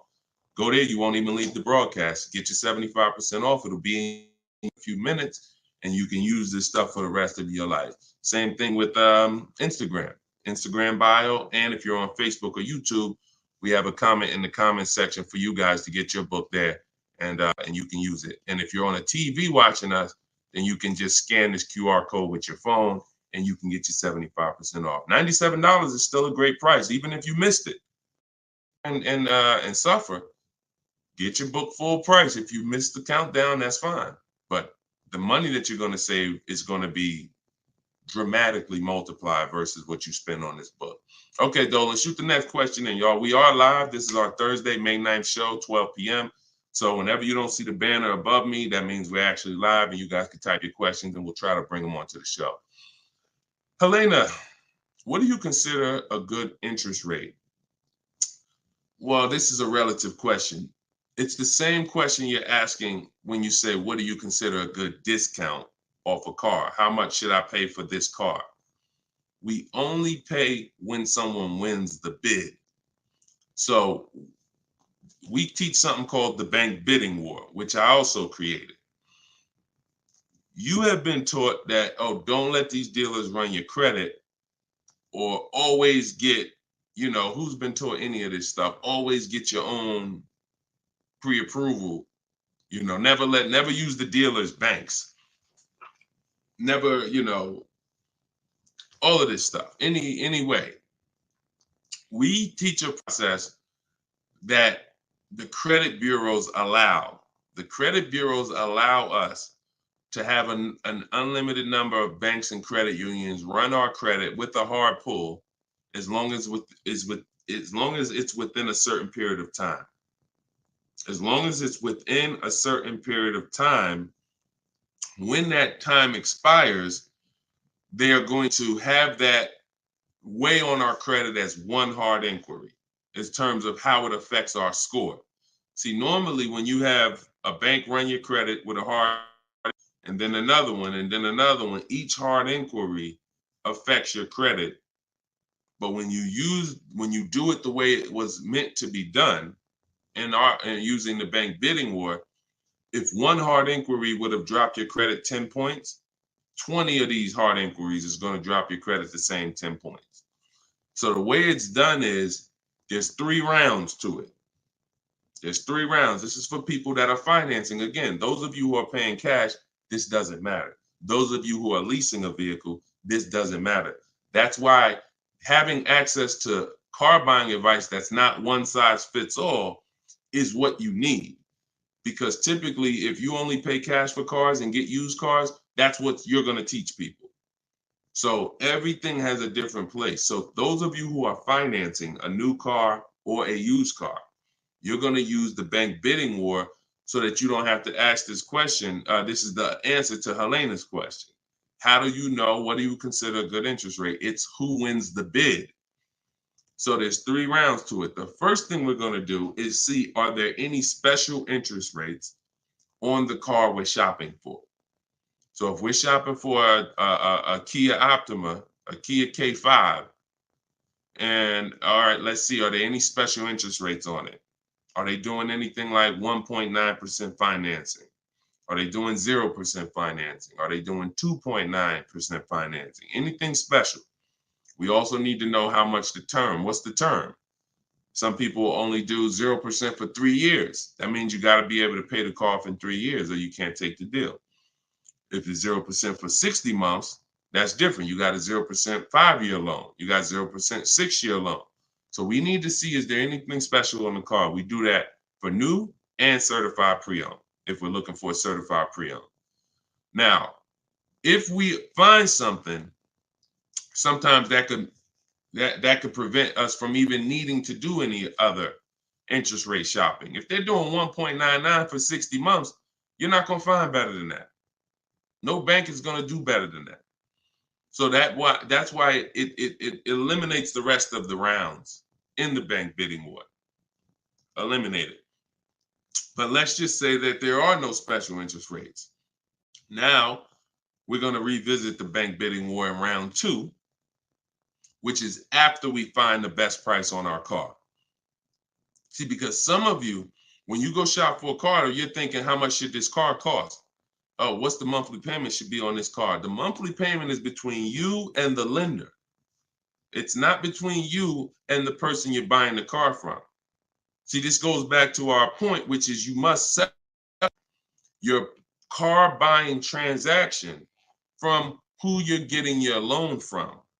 The process of shopping for the best price on your car is different, or should be different. If you listen to me, it will be different than the process of you getting the best price on your loan. The best price on my loan is a different process than getting the best price on the car I'm buying. So now, once I start now looking for my car, getting my bids, get the best price on my car, now it's time to come back and get the loan involved. See, many of you are focused on what the best monthly payment is on the car, but you're not focused on finding the dealer that is the lowest price. That's focus number 1. Before we think about what is our monthly payment, we are thinking about what is the dealer? What's my process for finding the dealer who's going to sell me this Kia K5 for the lowest price? Who's going to sell me this $40,000 car for the lowest price? Once I find that dealer, Now it's time for me to come and get start shopping for my loan. See, and the reason why this works so well is because there's a process to it. We're not winging this. The reason why any fighter who goes into a fight and they're winging it, they are in a position of struggle. We don't wing it. That's why when you see my 7-step process in my book, it's 7 steps. In Matt's Academy, my car buying school, it's 7 steps. Whether it's video, whether it's the book, it does not matter. It's 7 steps because the process does not change. A process should not change based on whether you want a new car, used car, a lease, a luxury car, an exotic car. It shouldn't change. So once you find the best price on the item, now you're coming home and you are going to now contact online banks, your bank, your credit union, and you're going to get all their offers. This is round 2 of the bank bidding war. Round 1 is any special interest rates on the car. No? All right. Then we go find the best offer on our car. Now we're going to start round 2, which is our bank, our credit union, online lenders, all submitting bids for our rate. Round 3, once that's done, round 3 is we call the dealer who we have the car on hold with, and we tell them the best rate we got, and we give them a chance to see if they can beat it. That's round 3, because the dealers have another 5 to 7 to sometimes 10 banks. So see if they can beat it. So now you have 3 rounds of individuals competing for your interest, for your loan, to give you a loan. 3 rounds. First is the special rates. Second is you, your bank, your credit union, online banks. Third is the dealer's banks. And so when you leave, you already know I got the best interest rate. I guarantee it because I had 15, 20 people competing for my bank, for my loan. And that if you do that correctly, you are going to see that it weighs on your credit at the end as the same as one hard inquiry. That is what the bank bidding war. When you get my book, I email you a copy of the bank bidding war with it because I haven't merged the bank bidding war into my book yet. That's an update. Yes, that's an update. So all of you who had the book prior, when I update the book, you get the new book. You get the new book. That's another reason why having a digital book is the best way to do this. Because when things change in this game, when websites change, people go out of business, I update the book so that things can stay fresh. That's a beautiful thing about having a digital book. So the banner is on the screen. You guys can go to deshonesbook.com on Facebook or YouTube. You can scan the QR code with your phone because everyone can get your copy for 75% off. You won't pay the normal $97 as long as you get to either my TikTok bio or my Instagram bio before the 30 minutes is up. Okay, that's a great question, though. And what we're doing is we're going a little deeper. I've had tons of shows. We've done tons of streams where I was doing these rapid fire answers. This is episode 17. So what you're going, or 18. So what you're going to see is we're going a little deeper on certain topics as we're led to. So go ahead, Dolan. Next question. 5 though. No, I'm not streaming on Twitch, Matt. Only on Facebook, YouTube, Instagram, and TikTok. This is Lauren over on YouTube. Used your system just last week to lease a new car and got a 2024 Tiguan, great, at 1.1% after getting 6 bids. Now you talking, Lauren. It was the most enjoyable car buying process I've ever had. Thank you. Do we see what that? Let me screenshot this here. This is what we're talking about, Lauren. This is what I am talking about. See, Lauren didn't know me. See, here's how different information changes things. Lauren was just like y'all about a month ago. She didn't have my book because we didn't even release the book. She was just like y'all. She might have didn't even know me. But what? She's an action taker. She got on the stream. She said, look, I like what this guy's talking about. This book is $24. What's the worst I could lose? There got to be something in that book where I could at least make my $25 back. or even if I paid $97, got to be one tip in here, got to be able to make me at least $100 back. She later finds out she's going to get thousands of dollars in discounts, get a 1.1% lease. Well, what that means is if the car is $40,000, her payment is like $420 on a $40,000 car that people are paying $800 a month for, $700 a month. Her lease is 1.1% of the MSRP. So because she's an action taker, she went forward, she got the book, she used the scripts, she said, I'm done with the old process. I'm willing to unlearn my old way of shopping, and I'm going to relearn this new way to shop. That's why, you understand? That's why it's all about unlearning and relearning. You understand? And she's able to reap the rewards of not just saving the money, but receiving empowerment. Because this is the only way to car shop empowered. You could go negotiate. Not only are you not going to get the money off that we're getting, because if you're negotiating with an 80% dealer, there's no way for you to get these prices. So if you're in a dealer, yeah, they'll take off money for you, but their price was so high to begin with that when they take off the money, you're still higher. An 80% dealer is the overpriced dealers. You can't negotiate them down to the best price. So even if you did that, you still wouldn't have the empowerment of letting the business come to you. So you're empowered when you're sitting at home and the business is coming to you. You're in control. And the only way to do that is with bids. So congratulations, Lauren. Enjoy your new Volkswagen. Beautiful vehicle.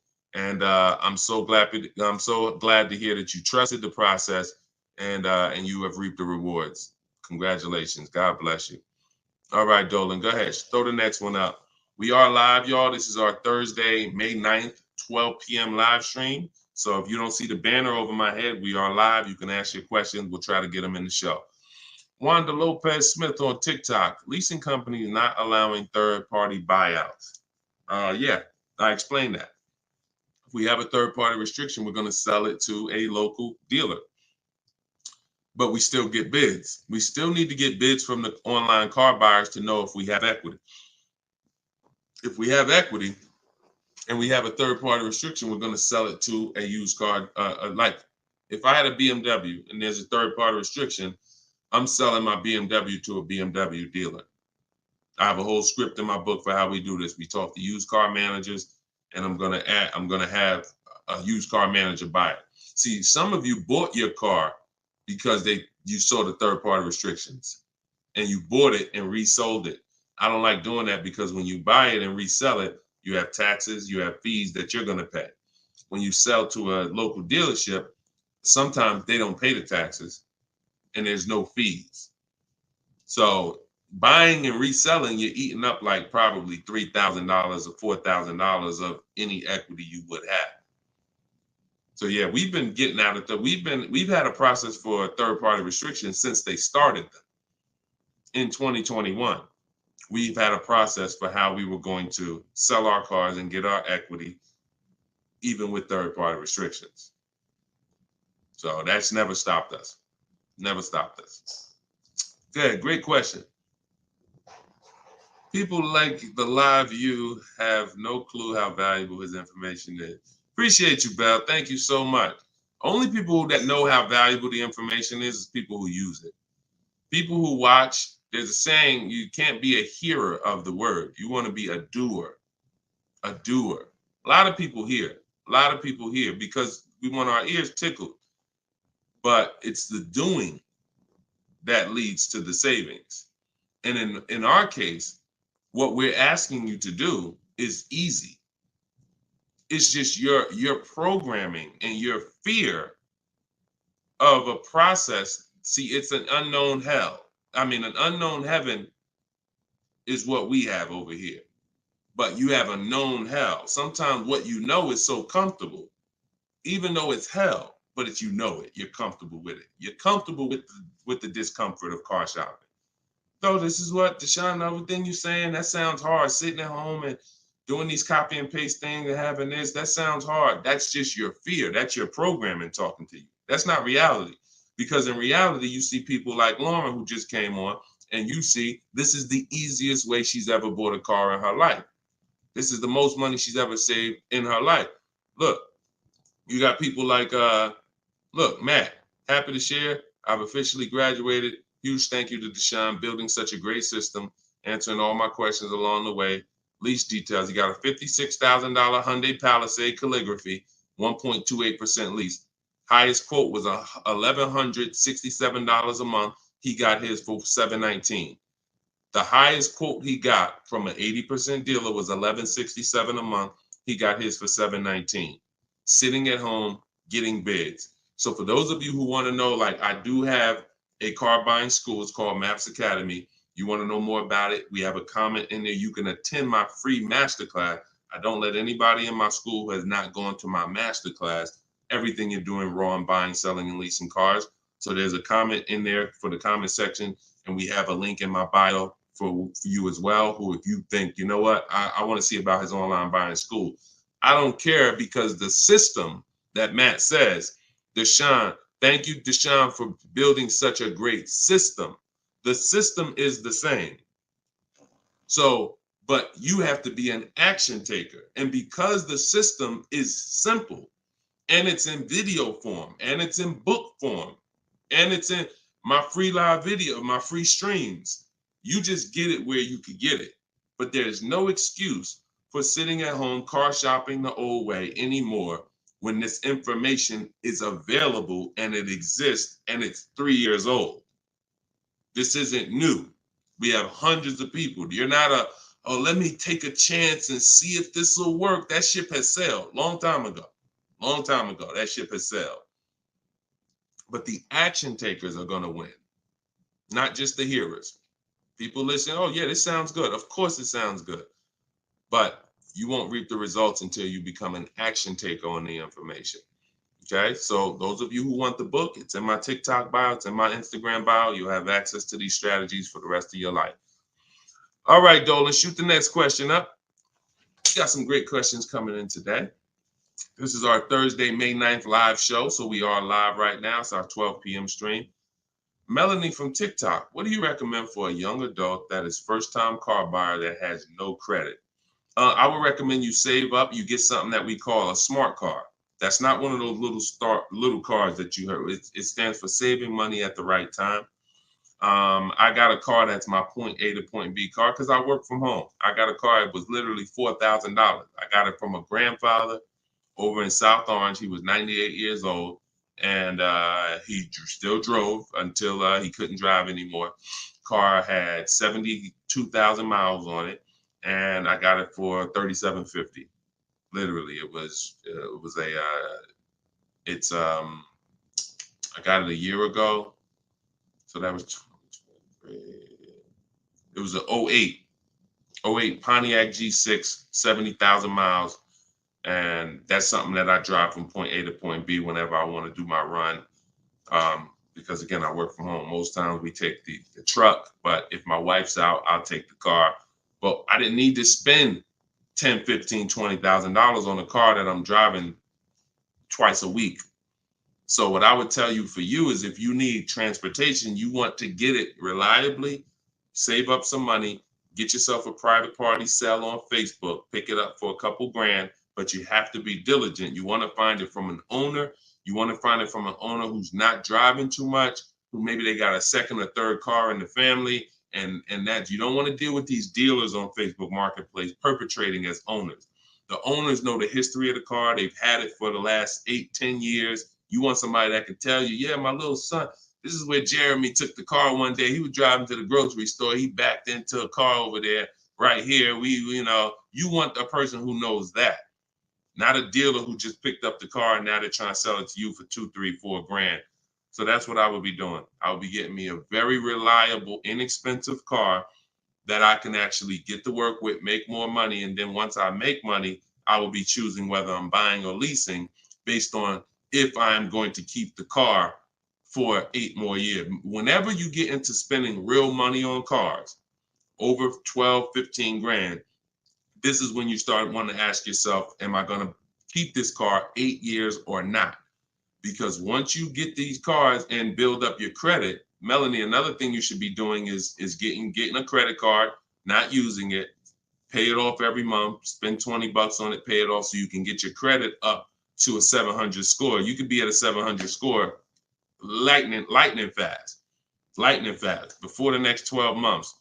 So now what you want is you want a car to drive, get you to where you're going, but then you want to be building your credit now. So now when you're like, okay, I got a job, I'm making money, I want to get me a different car. Am I going to buy it or lease it? And if you're not keeping it 8 years, you want to go for the lease so that you could drive a brand new car for pennies on the dollar, as long as you keep following what we're teaching and getting great lease deals. But if you're keeping the car for 8 or more years, then you would go and you would buy a car, not lease it. But in order to do that, you want to set yourself up and get yourself up to a 700 credit score. So you should follow somebody like Shonda Martin. She's on all the platforms. Shonda Martin, this young lady is a guru when it comes to credit. She does a lot of live streams, a lot of Q&As, just like me. But yeah, you got a great path. But don't go out there and do what a lot of people do and finance a car, no credit, your first car, you're gonna go buy it. Now you're getting a $20,000 car, you're going to probably pay, $500 a month for it. And now that car is going to be a long-term thing because it's just too expensive. And you just don't follow the traditional route is what I would tell you. All right. I'm glad. It's my daughter. She has a full-time job and now searching for a car. Okay, perfect, Melanie. I think that's a great plan. Because the thing about that car that you're going to get for Facebook Marketplace is whenever she decides that she's ready to finance or lease a car, she can sell that car and get all her money back. If she finds a great car on Facebook Marketplace for $4,000, $5,000, you guys can sell that car and get the whole $4,000 or $5,000 back. You'll get 80-90% of it back. And I like to get whenever it's going to be a short-term thing, I don't want a car where it's going to be a burden to me later. We want to get a car that does the job now. I know with this Pontiac, whenever I choose to sell it, because I'm actually going to get a car. I've been waiting to get a vehicle that I want for a number of years. And when I do go get that, I'll sell this one, but I'll get everything back that I spent on that car. I'll get it back. So it's just strategic. It's a great way to move when you know these cars are not costing you money. You're breaking even on them, and it's just great. So that's what I would say, Melanie. That's what I would do for my own daughter. Okay, go ahead, Dolan. Shoot the next one up. We are live, y'all. We're going to try to get through as many as we can in the show. Type your questions. This is our Thursday, May 9th show, our 12 p.m. broadcast. So, Sir Francis on YouTube, what's the best source for an accurate valuation to determine if purchasing a used car is a good idea? I don't go by that. The only way purchasing a used car is a good idea for me is if we're keeping it at least 8 years. That's it. If you're not keeping it at least 8, are you keeping the vehicle at least 8 years?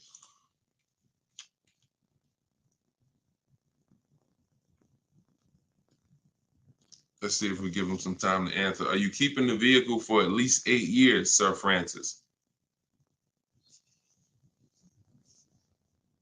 See, if we're not keeping the vehicle at least 8 years, there's no point in buying it, because the money that you would spend to lease, you can't put a price tag. You can't compare it.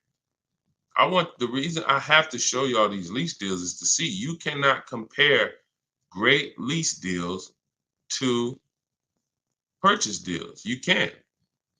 Look at this. Look at Jared. Jared followed the leasing like a boss system. The leasing process went quick and exactly like you said it would. Sent the emails. We had multiple offers to work with. Trusted the process. Used the scripts. Got the lowest offer from $565 a month down to $520 with a counter offer. Look, that's probably a $40,000 vehicle. I don't have it up in front of me because I cut the rest of his post off. But look, 1.28, $56,000 vehicle. Even if you were buying a used version of this. So let's just I want to show you this.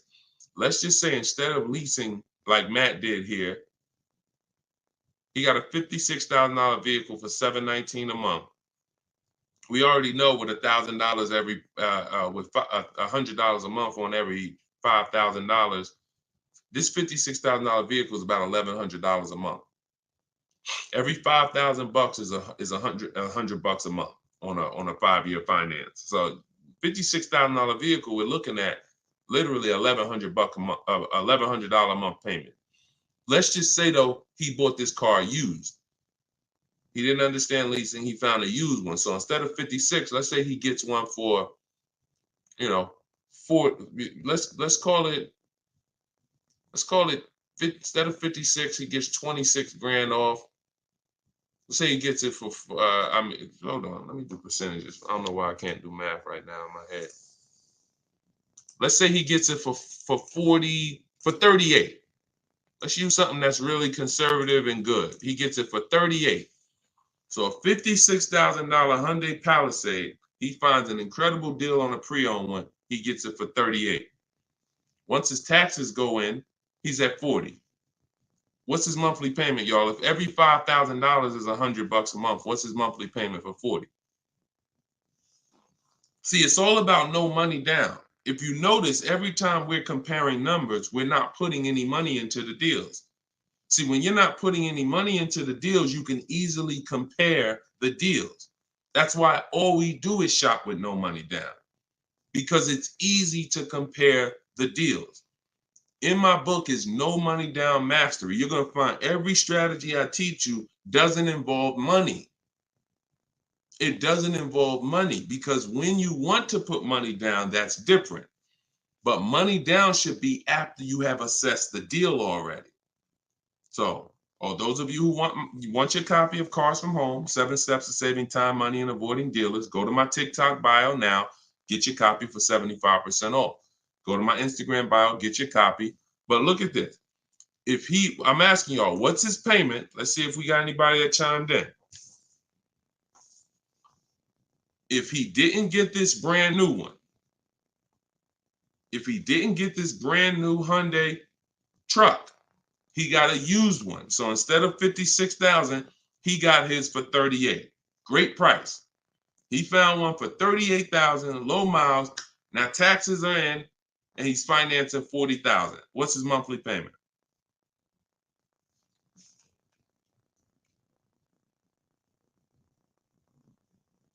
Anybody do the math? Every 5,000 bucks. Well, I'm gonna tell y'all now. Okay, y'all taking a little long. It's 800 a month. Thank you, Derek. Thank you, Derek, on Facebook. 800 a month. So let's look at that. Matt drove off $719 a month, no money out of pocket. Brand new 2024, never been driven, new car smell, fresh out the plastic, $719 a month. Same person who bought that car because they didn't understand leasing, they're paying $1,100 a month. Now there happens to be another one just like it, but it's a 4-year-old one, and it's $38,000, and someone else gets that, and they're paying $800 a month. Do you see how much money those who don't teach you about leasing have cost you? Do you see how much money listening to those who don't understand leasing has cost you? Big money. So I'm either driving a used car and I'm paying more than the guy who got the brand new one, or I'm driving a brand new one just like him and I'm paying $400, $500, $600 more than what he's paying because I bought the car. Now, when do the people who buy win? When do they win? 8 years down the road. 8 years down the road. See, because when you buy your car and you pay it off, see, the person who leases is not worried about depreciation. That's the car going down in value like this. The person who leases is not worried about depreciation. They've already beat it because their lease payment is so low. Their lease payment is so low, they're paying less than what the car's normal depreciation would be. So they beat it with a great lease deal. Now, the people who own the car, they're not going to beat it because they own it. So any depreciation is coming against their actual car. If they could have sold the car today for 30, next year it's only worth 25, they lost $5,000. If you were going to sell your car today for 20 and then a tree branch falls on it, is it worth 20 tomorrow? Even when you fix it, run it through your insurance. Hey, I'm coming to get my 20. No, a tree branch fell on the vehicle. It's worth probably 18 now. This is depreciation. So the only way you're going to avoid that is through long-term ownership, because eventually, like I talked about earlier in the stream, you get to the point where your car is only losing a little bit of value each year. Only to this year it's worth 10, next year it's worth 95. In another year it's worth 9,000. That doesn't happen until you have kept the car 9, 10, 11 years. So if you're not keeping your cars that long, you're losing thousands of dollars not leasing, as I just illustrated with those 3 examples. Okay? So this doesn't change. I don't care whether it's Lamborghinis. I don't care whether it's Rolls Royces. The principles do not change. Derek on Facebook. If a manufacturer is offering a very low IR through their direct financing for well-qualified buyers, is there something I should look for on my credit report to know whether I should apply and let them run my credit versus using the pre-qualified offer I have from my credit union? Yeah, most people are going to qualify for the special rates. If you have fair credit, good credit, most people are going to qualify for the special rates because it's not super tier. Super tier is like A1 or A9 in the business world. That's super tier. Most of them are tier 1. So a tier 1 approval is really going to be if you have, 680 credit score and above. If you've had a car loan in the past that you paid well, you should be able to qualify for those special interest rates. Those are not super hard to qualify for. And if it's something under 2.9, you're typically not going to see that coming from a credit union or a bank, not in this market. Not in this market. So yeah, it's a good question though. But that's round 1 in the bank bidding war. So it's important for you guys to know that whenever you see a special interest rate offer, in many cases, it's not hard to qualify for. You don't need perfect credit. 680, 700 and above, you should be fine. All right. So, all right. Let's go. John Tez on YouTube. I'm interested in getting a 23 Charger Scat Pack, trading a 2022 Camry. This is a disaster. This is a disaster. Dealer wants 56 for the car, but it's been on the lot for 220 days. What do you think I could get them to lower it to? Well, I'm going to just tell you honestly, why are you trading in a 2022 vehicle? First of all, if you paid cash for that car, you wouldn't be trading it in, because once you see what it's worth and what you're getting in 2 years, you've had the car for less than 2 years. See, here's what we're not getting. The reason why I hold this up is for y'all to see that you cannot trade in cars this fast and have it be and have it. And I want y'all to know we are 100% live right now. We are 100% live right now. You're not watching a replay. This is a live show. So we're going to dialogue on this for a quick second. You should not, if I show this so y'all can understand the value of your car is dropping like this the first year, 2 years, 3 years. You think that you could buy a car here for $35,000, turn around, trade it a year later, and it's only worth now $27,000, and you're just going to flip and take that $7,000 loss in depreciation. You are going to absolutely lose your shirt. And the only way that you actually don't realize how much you're losing is because they hide it in your monthly payment, because you're a payment shopper. Just get me to this payment.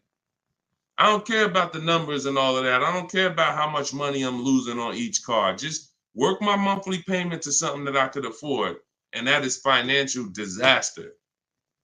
because there is no way, if you were coming and you were writing a check for this, if you came in and you bought that 2022 Camry and they said, okay, it's going to be 35 grand, you know, whatever, and you wrote a check for it, and then you came back a year later and you said, all right, well, what y'all going to give me for my 22 Camry? And they said, all right, well, we'd only give you 25 for it.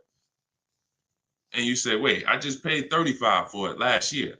You ain't giving me no 25 for it. You would never take that. But payment buyers take those deals all the time, because what they do is they give you the same 25, but when they finance it and stretch the loan out, they're like, see, and your new monthly payment is only $50 more than your old car. And you like, man, this sounds like a good deal. It's a horrible deal. It's not even a deal. It's a horrible offer, but you're not trained to see it. So whenever I see somebody who's switching from cars that are less than 2 years old to a brand new car, you're not talking about leasing it.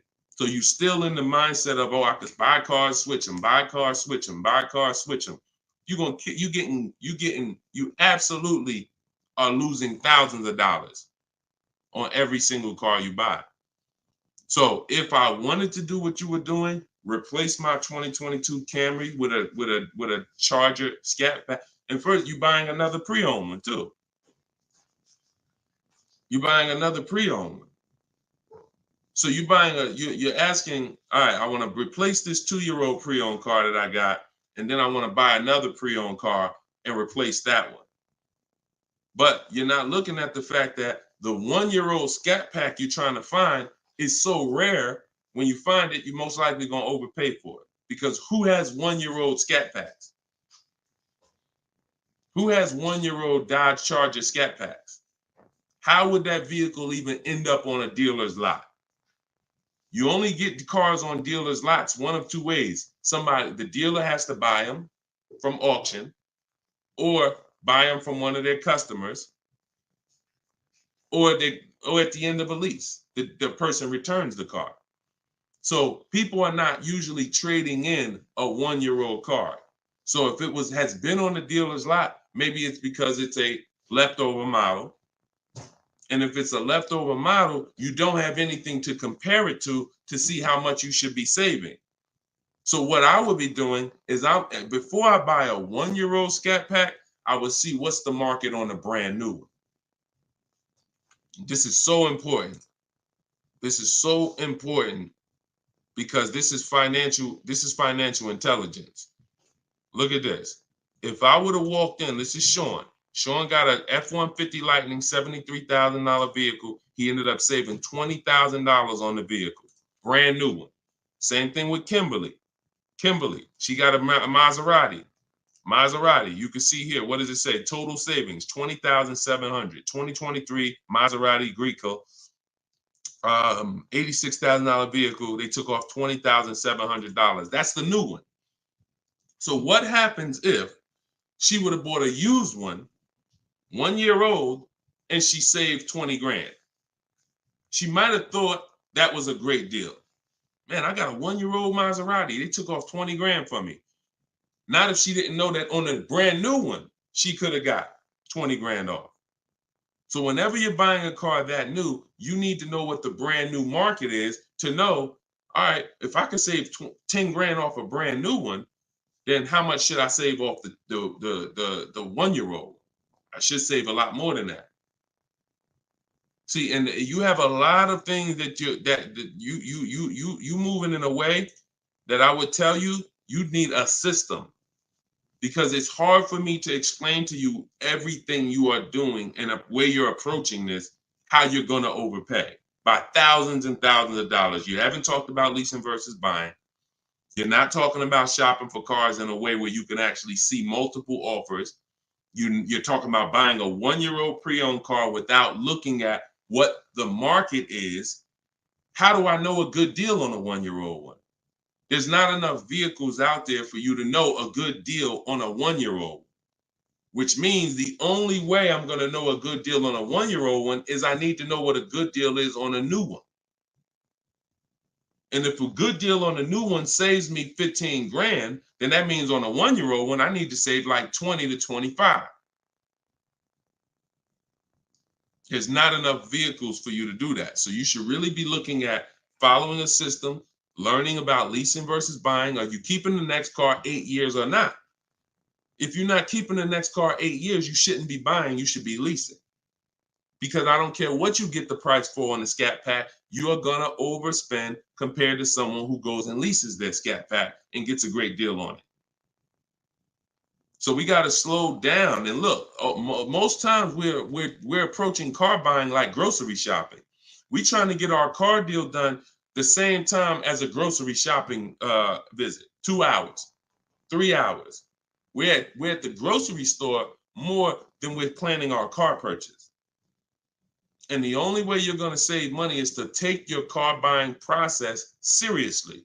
If it's just like, nah, Deshone, it ain't that big of a deal, then go ahead and go give them 15, 20 grand. But I tell you what, somebody like me, somebody who's listening to me, who getting the same car that you're getting, and they say, man, so funny, Deshone, I'm in the same position as that person is in. I got a Camry too, and I want to replace it too with a Scat Pack. But I'm gonna use your strategies. I'm gonna assess my old car, get bids for it. I'm going to determine leasing versus buying, and then I'm gonna shop for my car. That person will save 5 to 10 grand more than you, minimum. Minimum. I'll put any amount of money on it. I put any amount of money on it. So slow down and answer this question first. How many years are you keeping the next car? If the answer is not 8, don't think about buying it. Don't think about buying it. My goal is to shop for my most aggressive lease on my next car.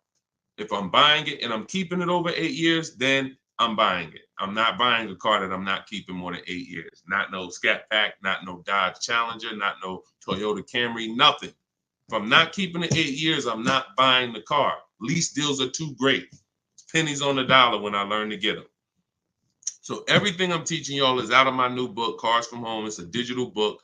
It's called 7 Steps to Saving Time, Money, and Avoiding Dealerships. You can get your copy for 75% off in my TikTok bio. The price of the book is $97. That is the price. But you can get it for $24 if you get to my TikTok bio before the 30-minute timer expires. If you get to my Instagram bio before the 30-minute timer expires. We have a link in the comment section on YouTube and Facebook. You can go to deshonsbook.com, or you can scan this QR code with your phone and you can get your copy for 75% off. So use it. Make sure you send me your success stories. Continue to send me your success stories so we can bring them onto the show. That is a step-by-step system. There's nothing left to chance. You cannot leave anything to chance when it comes to car buying. Everything that we teach is for a reason. So let's continue to move. You know we will be back soon for another stream. And catch us later. We're usually live 7 and 12 p.m. So if you're around at 7 p.m., just again, if you don't see the banner above us, that means we're actually live. So jump on and we'll get to it. Everybody else who got your book, enjoy. For those of you who want to attend my free masterclass, Everything You're Doing Wrong, Buying, Selling, and Leasing Cars, you can also go to the comments or to my TikTok and Instagram bio. But you're going to need about an hour. And that's a straight hour of me in my board. And we have a comment for you right here in the Facebook and in the YouTube section. That's me showing you scenarios, going over 23 mistakes that most of you are making that you need to stop making if you're truly going to get below market deals. Okay, so other than that, y'all, get the information. I don't care how you get it. Get in where you fit in. Use it. Keep unlearning. And let's keep saving this money. All right, God bless y'all. See y'all on the next one.